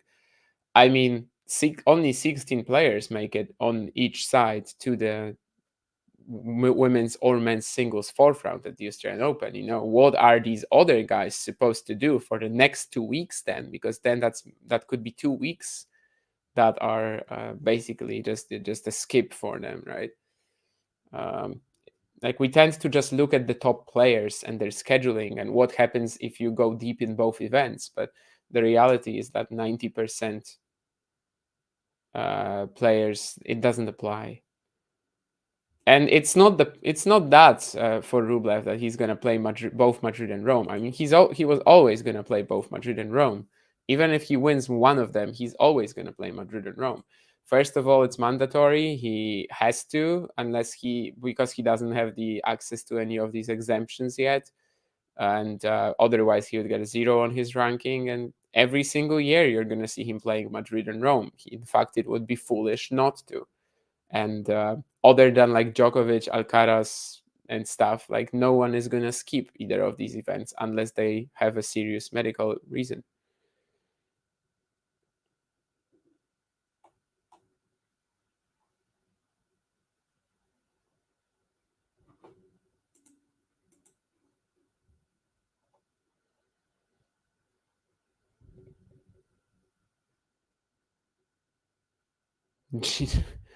Oh my goodness. Ooh, that was rough in the chat. I'm glad that I'm seeing it now, not 10 minutes ago, because it would have ruined the end of the second set for me. Rublev hardly has anything to defend until his Bostad title. I mean, yeah, Roland Garros he lost early. Grass season. Didn't he reach the quarters at Wimbledon? So I guess that's kind of the big one. Halle final as well.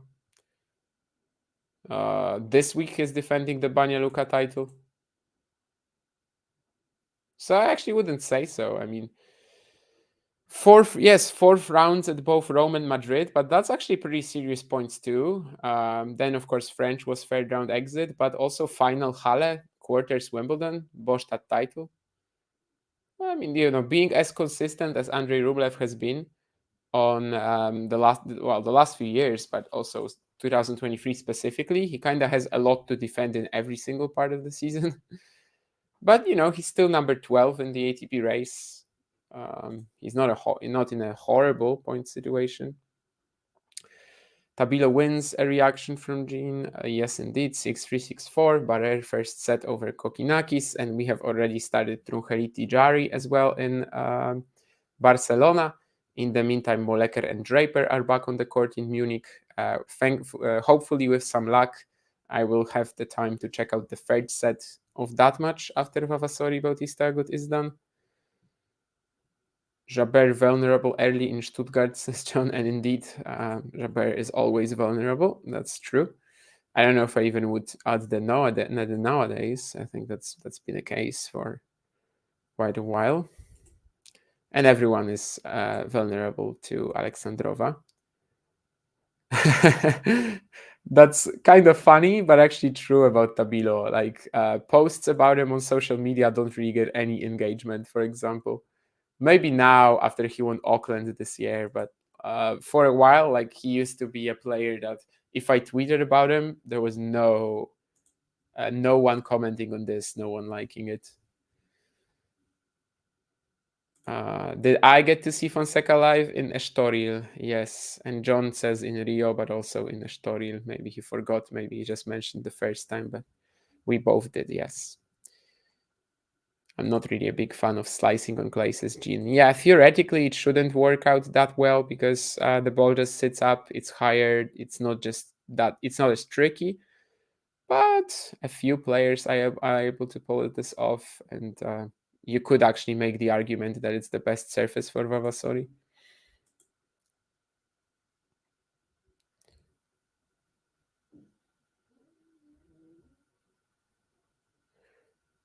How is Draper dropping sets to players I've never heard of? I mean, if you've never heard of Rudolf Moleker, that's kind of on you, to be honest. I mean, obviously, I get that, but in like 2017-18, he was like one of the hottest prospects in the world. Of course, his career has fallen apart a little bit since. But yes, indeed, a few years back, he used to be regarded as a very, very like high futurist, especially when he won Heilbronn as a 17-year-old coming back from a set down, I think, in every match, beat like Vesely, Gombosch at the time, really big names. Then Hurkacz in 2019 as well. Hurkacz was already in the top 50 at the time.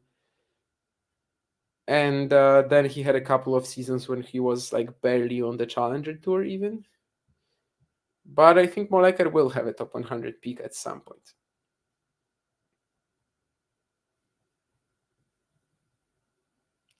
Very imposing game as well. Like you could totally imagine him winning sets matches against some of the top guys if he's just firing on the day.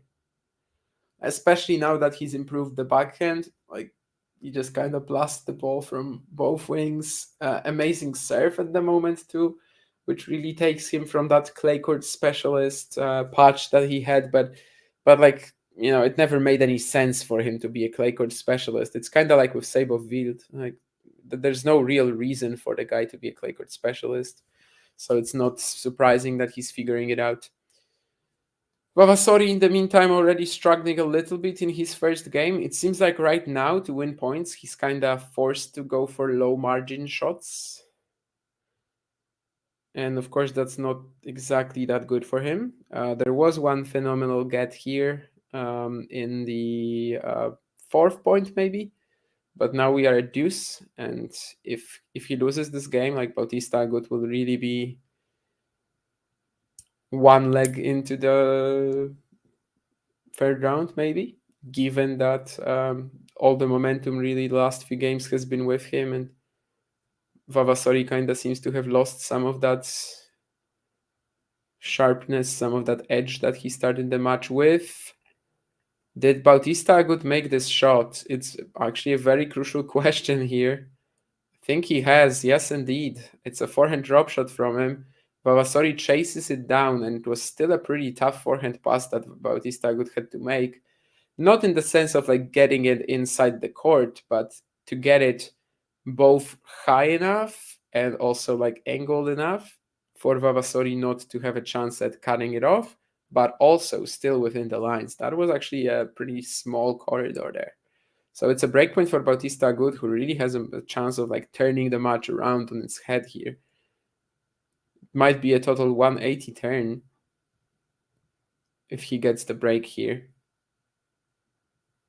The ball bouncing kind of funny here for Vavassori, but he handled it well, so he's still in the point. But heel crack first with this forehand miss, and now it's really Bautista Agut at the steering wheel. Let's see if he can deliver. Injury problems? Actually, I don't think so. I think Molleker is just a head case.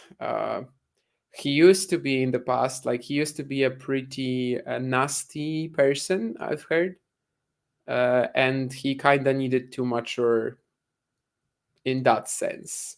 I mean, still on the court, he can be kind of wild. Like he loses a lot of matches where it seems like he's not too interested at all.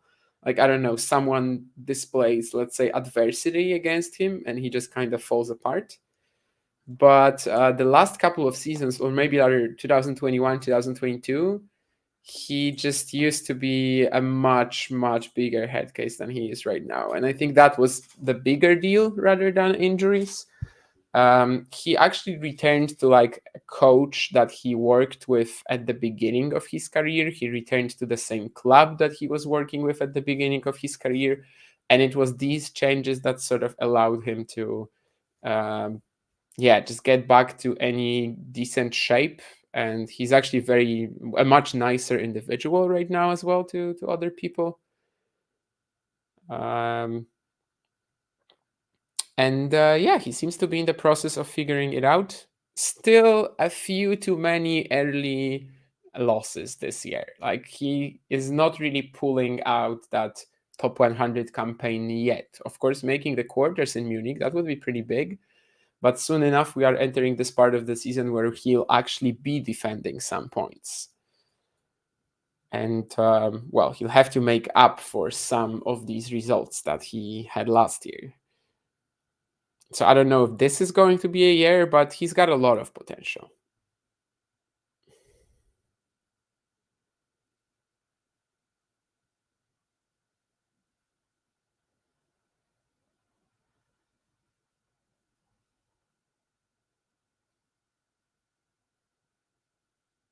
There's this famous story as well about him in 2019, because he actually played the Australian Open qualifying. He qualified. He also played Roland Garros and he qualified, but he didn't sign up for Wimbledon qualifying. And it's a wild story because he was driving to Poznan to the Challenger, where he actually beat Hubert Hurkacz that year as well.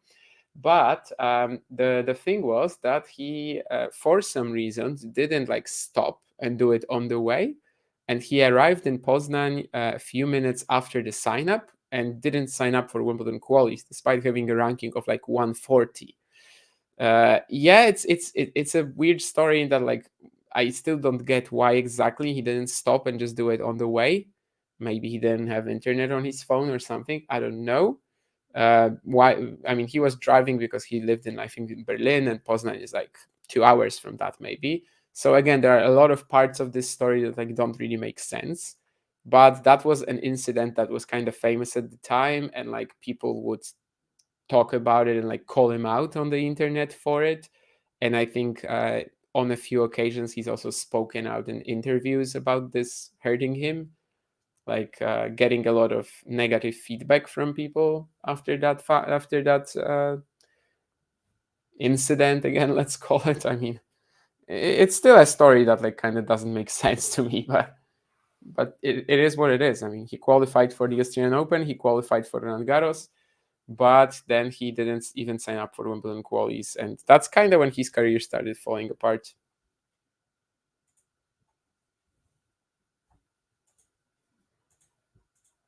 But from what I can see, Draper has already gotten it to a third set. So as long as the weather is fine, they will be playing the decider very, very soon. Stuttgart also started, of course. John is there right now, but still not watching the match, apparently. And indeed, he's showing us the food in Stuttgart. Smoked salmon with white asparagus. Was it salmon? Yeah, it was salmon that Basil liked, right? So Basil would like to be there in Stuttgart right now. Is that like a crepe or something like that? Potatoes, celery? I don't know. I'm just guessing. I still wouldn't complain about their story food,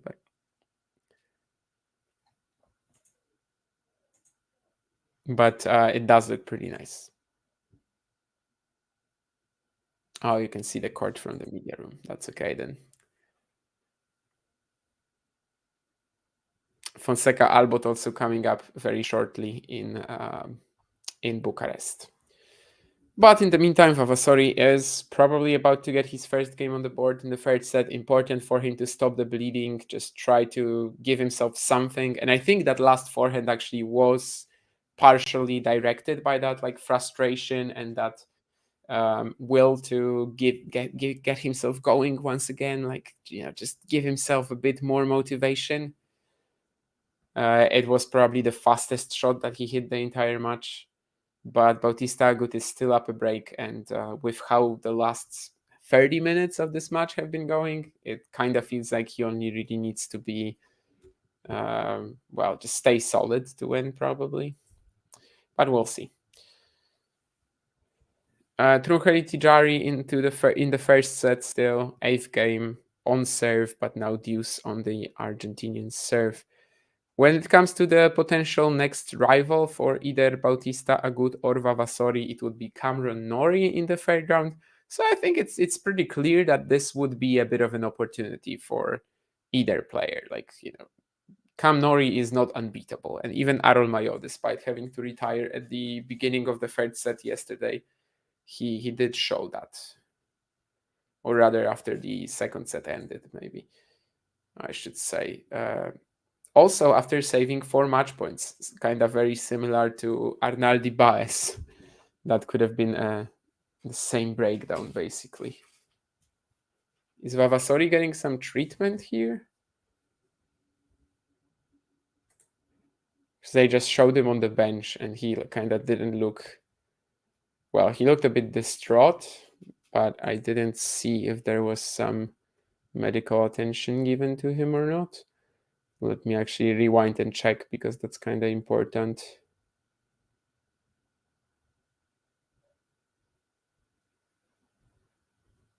No, seems like he's just looking like that. No, no, he's just sitting there and just looking a little all over the place mentally right now.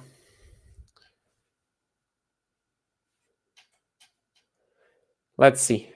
Can Bautista Agut just stay clear, stay composed, and basically keep doing his job?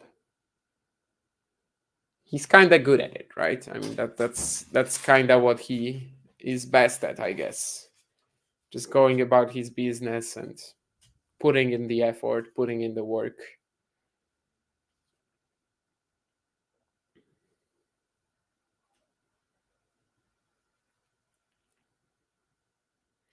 Just demands a very high standard from you because of his own professionalism.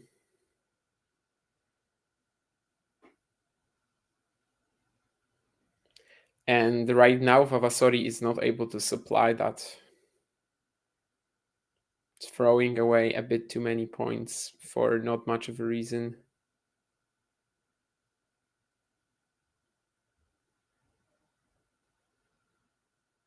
Trying to go for this inside out forehand, but it's way out. And with that sort of intensity that like that he's got right now, it will be hard for him to find that break back.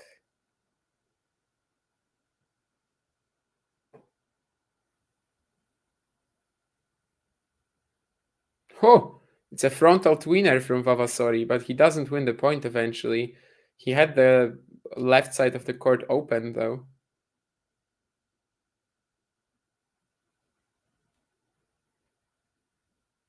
But it also kind of shows how right now he's just not in the right frame of mind as well.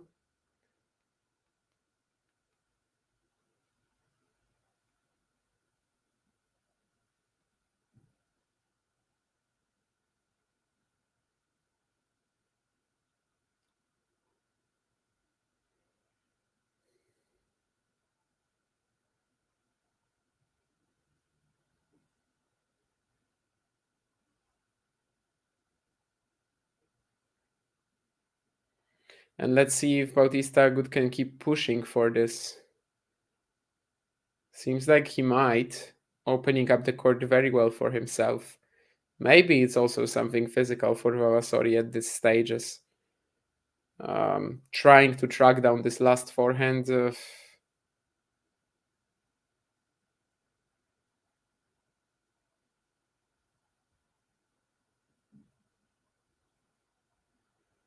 And now a double fault too.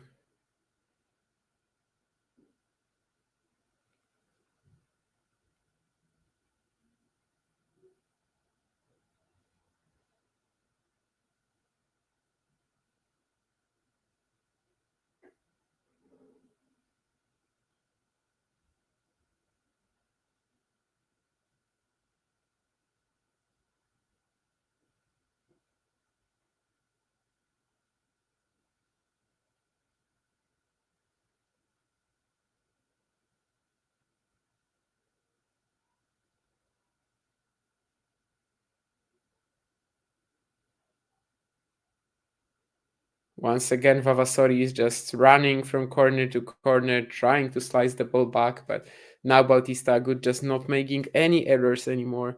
And he seems really, really sharp here. Just 3 break points to go 4-1 up, double break.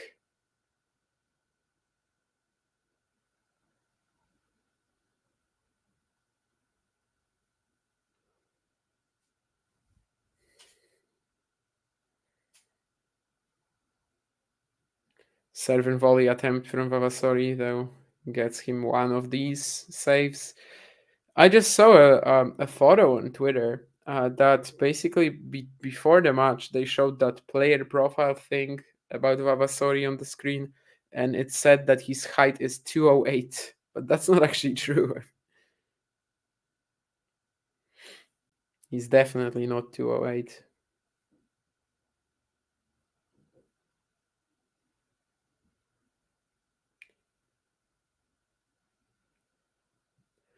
And it's a break for Bautista Agut 4-1. And, I don't want to be pessimistic. I don't also want to be like, just taking away Vavassori's chances already. But the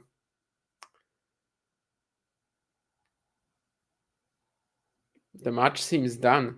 Bautista Agut is just, as I said, just quietly going about his business. And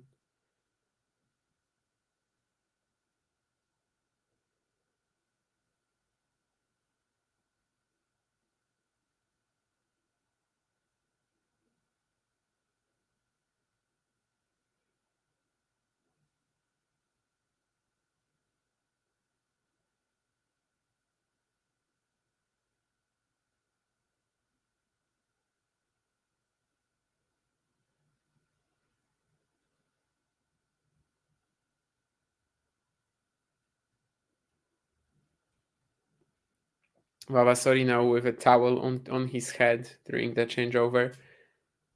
He's not too pleased about the last 30 minutes, obviously. And yeah, he's been out of it both game wise and mentally now. Thompson Munar on the court also right now. Trunheri Tijari still on serve in the opening set. Once again, we have a rain delay in Bucharest, but they're actually playing in Munich. Draper up a break in the third set, though, over Moleker. Alexandrova serving at 5-2. Two breaks.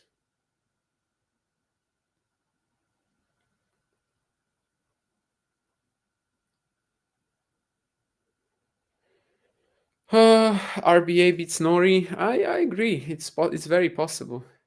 That cramping from Ferry was some of the worst I've seen. Sounded so painful. Yeah, it's a shame that he's doing this all the time, right? That like every single event he plays ends with some injury issues. But well, today he kind of also did it to himself by going so long, I guess, with Bull. But yeah, obviously the guy is very well, both unlucky and clearly his body has to like get a bit more ready to for these for this level. Do you think players go for tweeners too much? Oh, definitely. Tweener is a very fun shot, and they just want to hit it. But most of the time, it's a way better play to loop it back, get it back to neutral, maybe just run around it. Yeah. Sometimes you have to play it because there's like no other option, but it's very rare. Most of the time, it's better not to. Who's surprised this year for good or bad reasons? I mean, we had a Casper Ruud awakening a little bit in a story, so I guess Casper has surprised me a little bit. Um, Alex de Minor, sort of like, in the middle of a potentially Turin campaign. Dimitrov, that he's still keeping up that previous form of last year.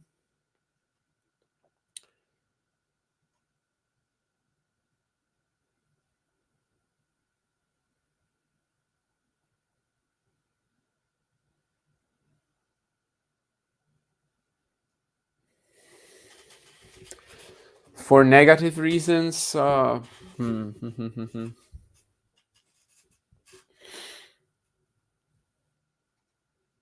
know, I'm struggling. Arthur Fields during the Golden Swing. Who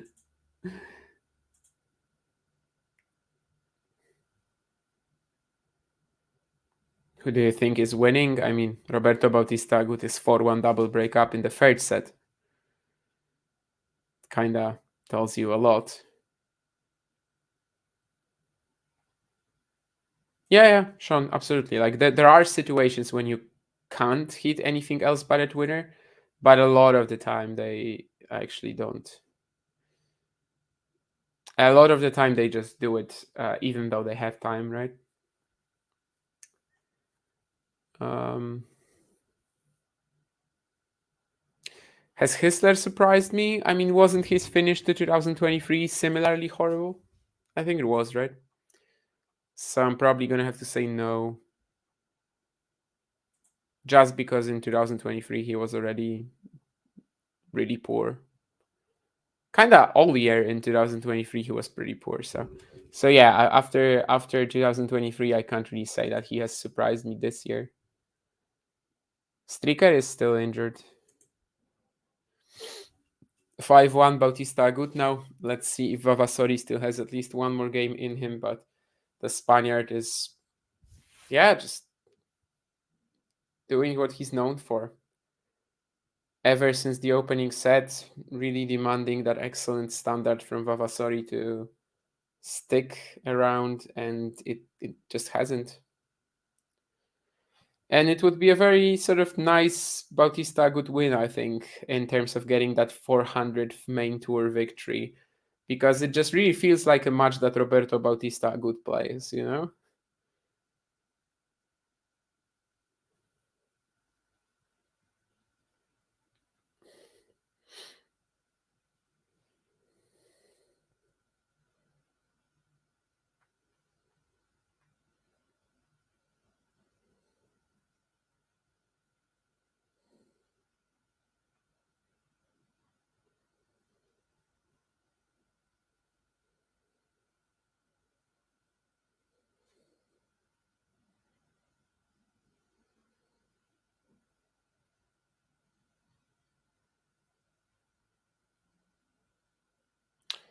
Maybe he's gonna just clinch it right away here. I mean, he's 30 all now, just not making any errors the last 10 games or so.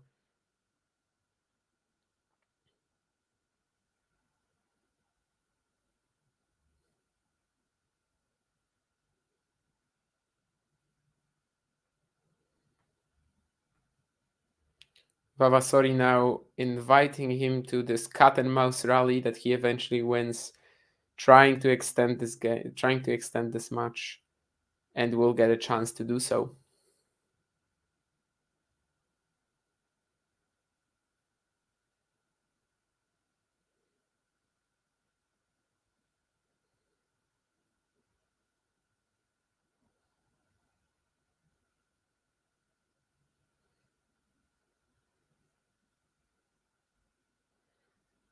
Bautista good dictating right now. It just seems like he's always gonna get the point. You know, he hasn't missed a ball in ages. I think. First set, he was definitely bothered by some of the slices, especially on his backhand side. But later on,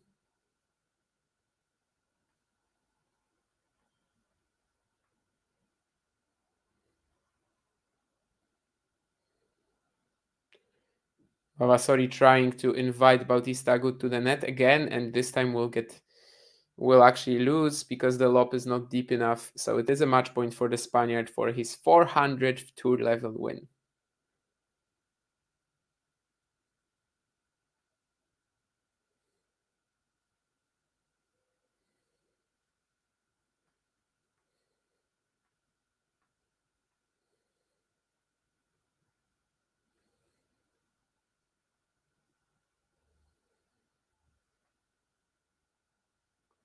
It is saved with one of the best serve and volley approaches of the net of the match for Vavassori, I think. Getting this one on the stretch to stay so low was pretty tough.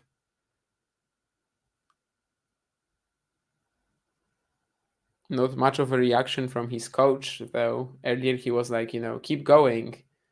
But right now it seems like the coach has kind of given up on the match.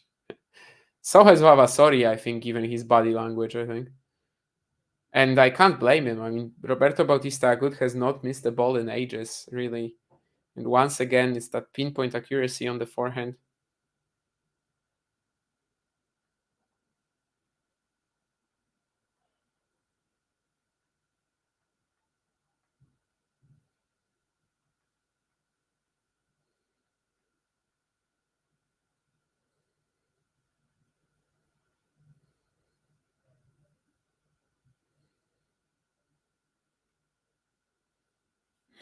And it's the match.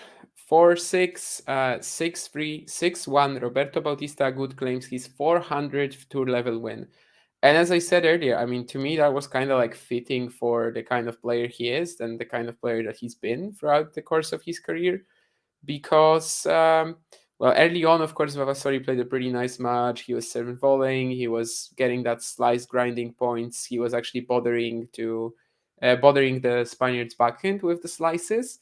But like really, Bautista Agut just kept up a very high professional standard, demanded excellence from Vavassori, and at some point, and actually especially after Vavassori missed this one breakpoint in the second set, right? There was this one breakpoint in the second set at what was it, 2-all, I think, where it seemed like Vavassori can maybe run away with the match if he takes it. He doesn't, and from that point onwards, like, it cuts down on all of the errors. The forehands are super precise. The slices aren't really threatening to him anymore. And yeah, I mean, what an achievement! Obviously, 400 to 154. This is currently his win-loss record on the main tour, of course, with 11 titles.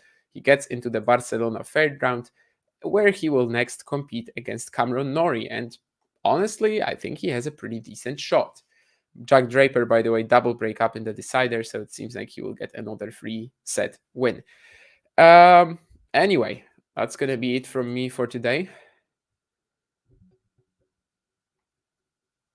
And Verdasco, John, is that third Spaniard. But of course, it's only active Spaniards, also worth pointing out, because, of course, there are more that have retired. I believe 13, including Bautista Agut. But it is Verdasco at 559. Even though actually Verdasco's active status is kind of doubtful, right? I mean, Fernando Verdasco is, first of all, 40, and he hasn't played this year yet. He actually hasn't played since even September last year. So whether he's still active, I'm not really sure. Maybe he's going to have some sort of a send-off in Madrid. No clue. But anyway, Bautista Agut, it's a fantastic achievement, obviously. You mean Verdasco? Verdasco played a lot of events last year, but since Seville, since September, he hasn't played. Yeah, Mallorca was one of the last. Yes, well, Mallorca was one of his last appearances, but he played like 15 tournaments maybe last year. So last year he was definitely still active, but not since then. Also, I don't think he's actually played the Mallorca Challenger. I mean, he played the Mallorca ATP 250 qualies, but yeah, that probably was Seville though, right? I don't think he played the Mallorca Challenger, because Mallorca Challenger is when it's the one that Medjedovic won last year. That's like during the US Open. So I don't think he actually played it last year. He might have played it in like 2022 or something like that. But I also not sure he did. Anyway, never mind.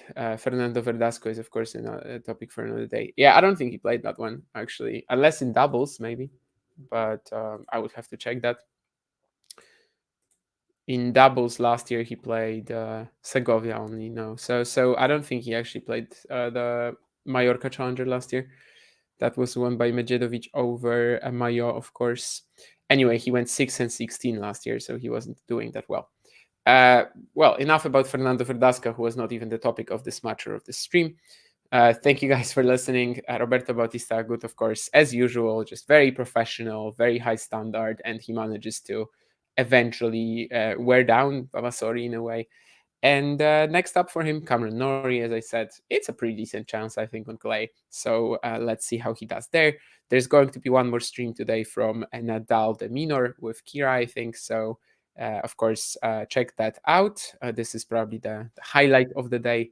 In the meantime, of course, plenty of other action in Barcelona, Bucharest, Munich. Thank you once again, and I'll see you soon. If you enjoyed this video, make sure you hit that like button. Don't forget to subscribe and click that notification bell so you don't miss out on all things tennis. If there's one match from Rafa's story where you think that was a missed opportunity, there was a big chance. I have emojis. 2 or 3 in Australian Open. No more. We lose the opportunity in Wimbledon against Djokovic in semi-final. 2018. Then we lose the opportunity, more important because that was semi-final. We lose the opportunity in Australian Open. In the Australian Open 2014, 2012 and 2017. Yeah. In 14 because he has an injury against Wawrinka that before he had never lose against him. Then with Djokovic and Federer, he had breakup in the fifth. Yeah. And 40-30 or 30-50, I don't remember well. It was a ball very close, goes up. But this is what happened. There was in Roland Garros 2009. Of course, he I am sure that he won. He won this tournament when he has no problems in his knee, because at this moment he was the best. He won Australian Open, then he won the tournaments on clay, and he arrived with problems in Roland Garros. For this reason, in my opinion, he lose. But there are others time that maybe he has to lose and he won. You've been to the French Open final. Your breakthrough, at least standout result at the beginning of your career, was on grass against Venus. You've been very solid on the hard courts. Is there a slam in particular that you go, I think that's, if I'm going to get one, the first one might come here, there, or where? Well, I don't know. I mean, everyone, I'm like, I think this is the first one. So I don't know. I mean, obviously now going to the French, I do have a lot of confidence on the surface. But I'm not really thinking about that. I feel like, in the past I was, and it gave me some like defeats that I feel like I shouldn't have lost, maybe more so my head. So going in now, I mean, I feel like, everyone could be the one, but I think I have to just take it a match at a time and just feel it out and enjoy it. I think when you focus too much on the destination, you don't enjoy the journey there. So now I want to focus more on the journey, and if the destination gets there, that's great.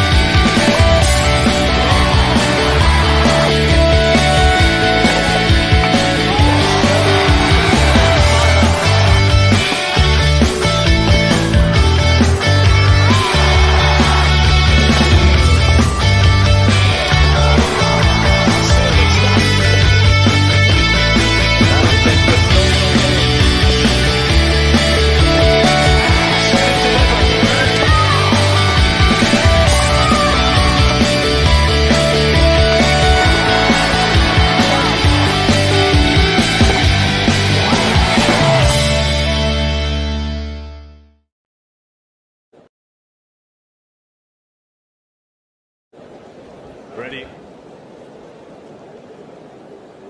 Play.